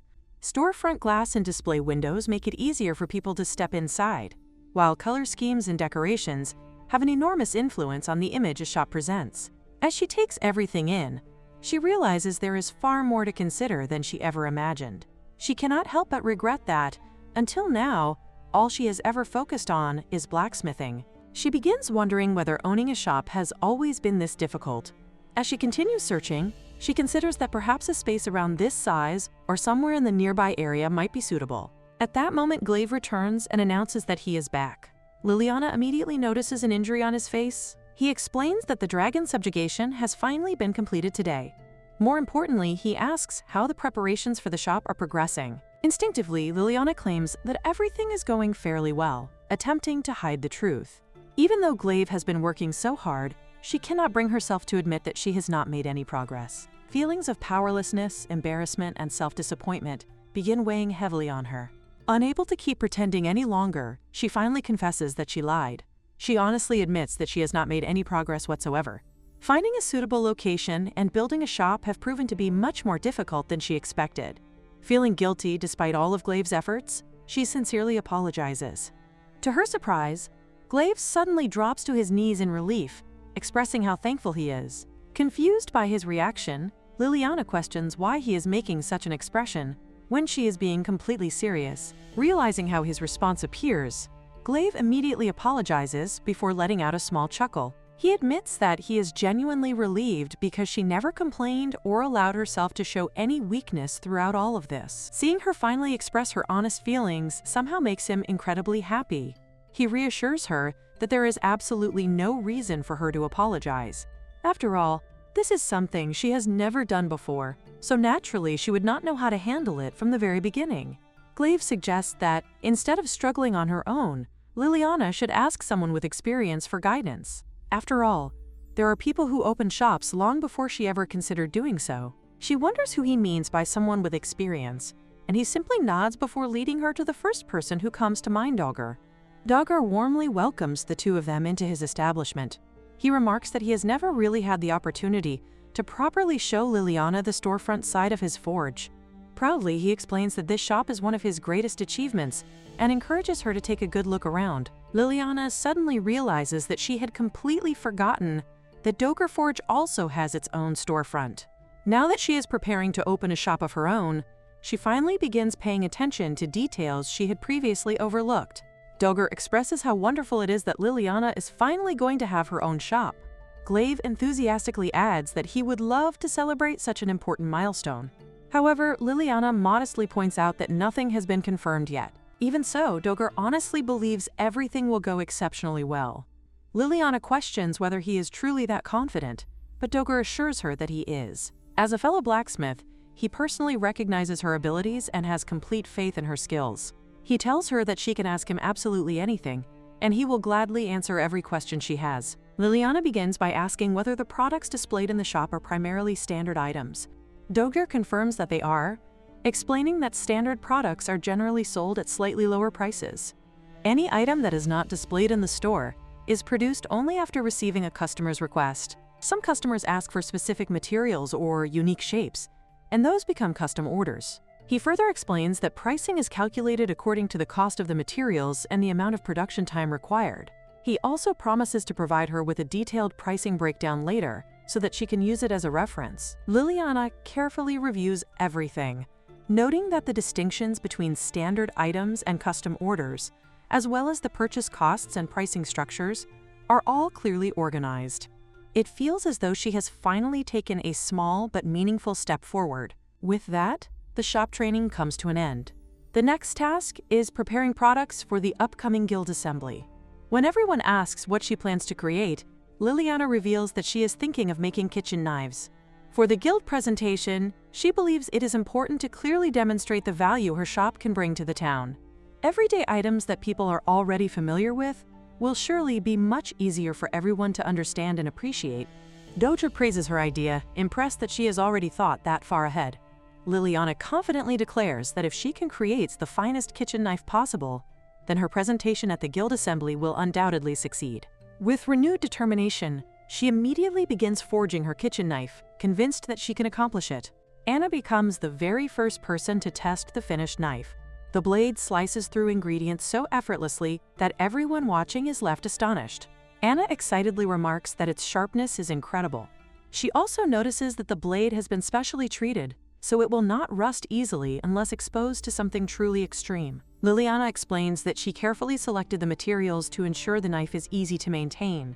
She also put considerable thought into designing the handle so that it is comfortable and practical to use. Unable to contain her excitement, Anna rushes over and hugs Liliana, declaring that she wants this knife. She promises that she will work hard so she can earn enough money to buy one of Liliana's creations.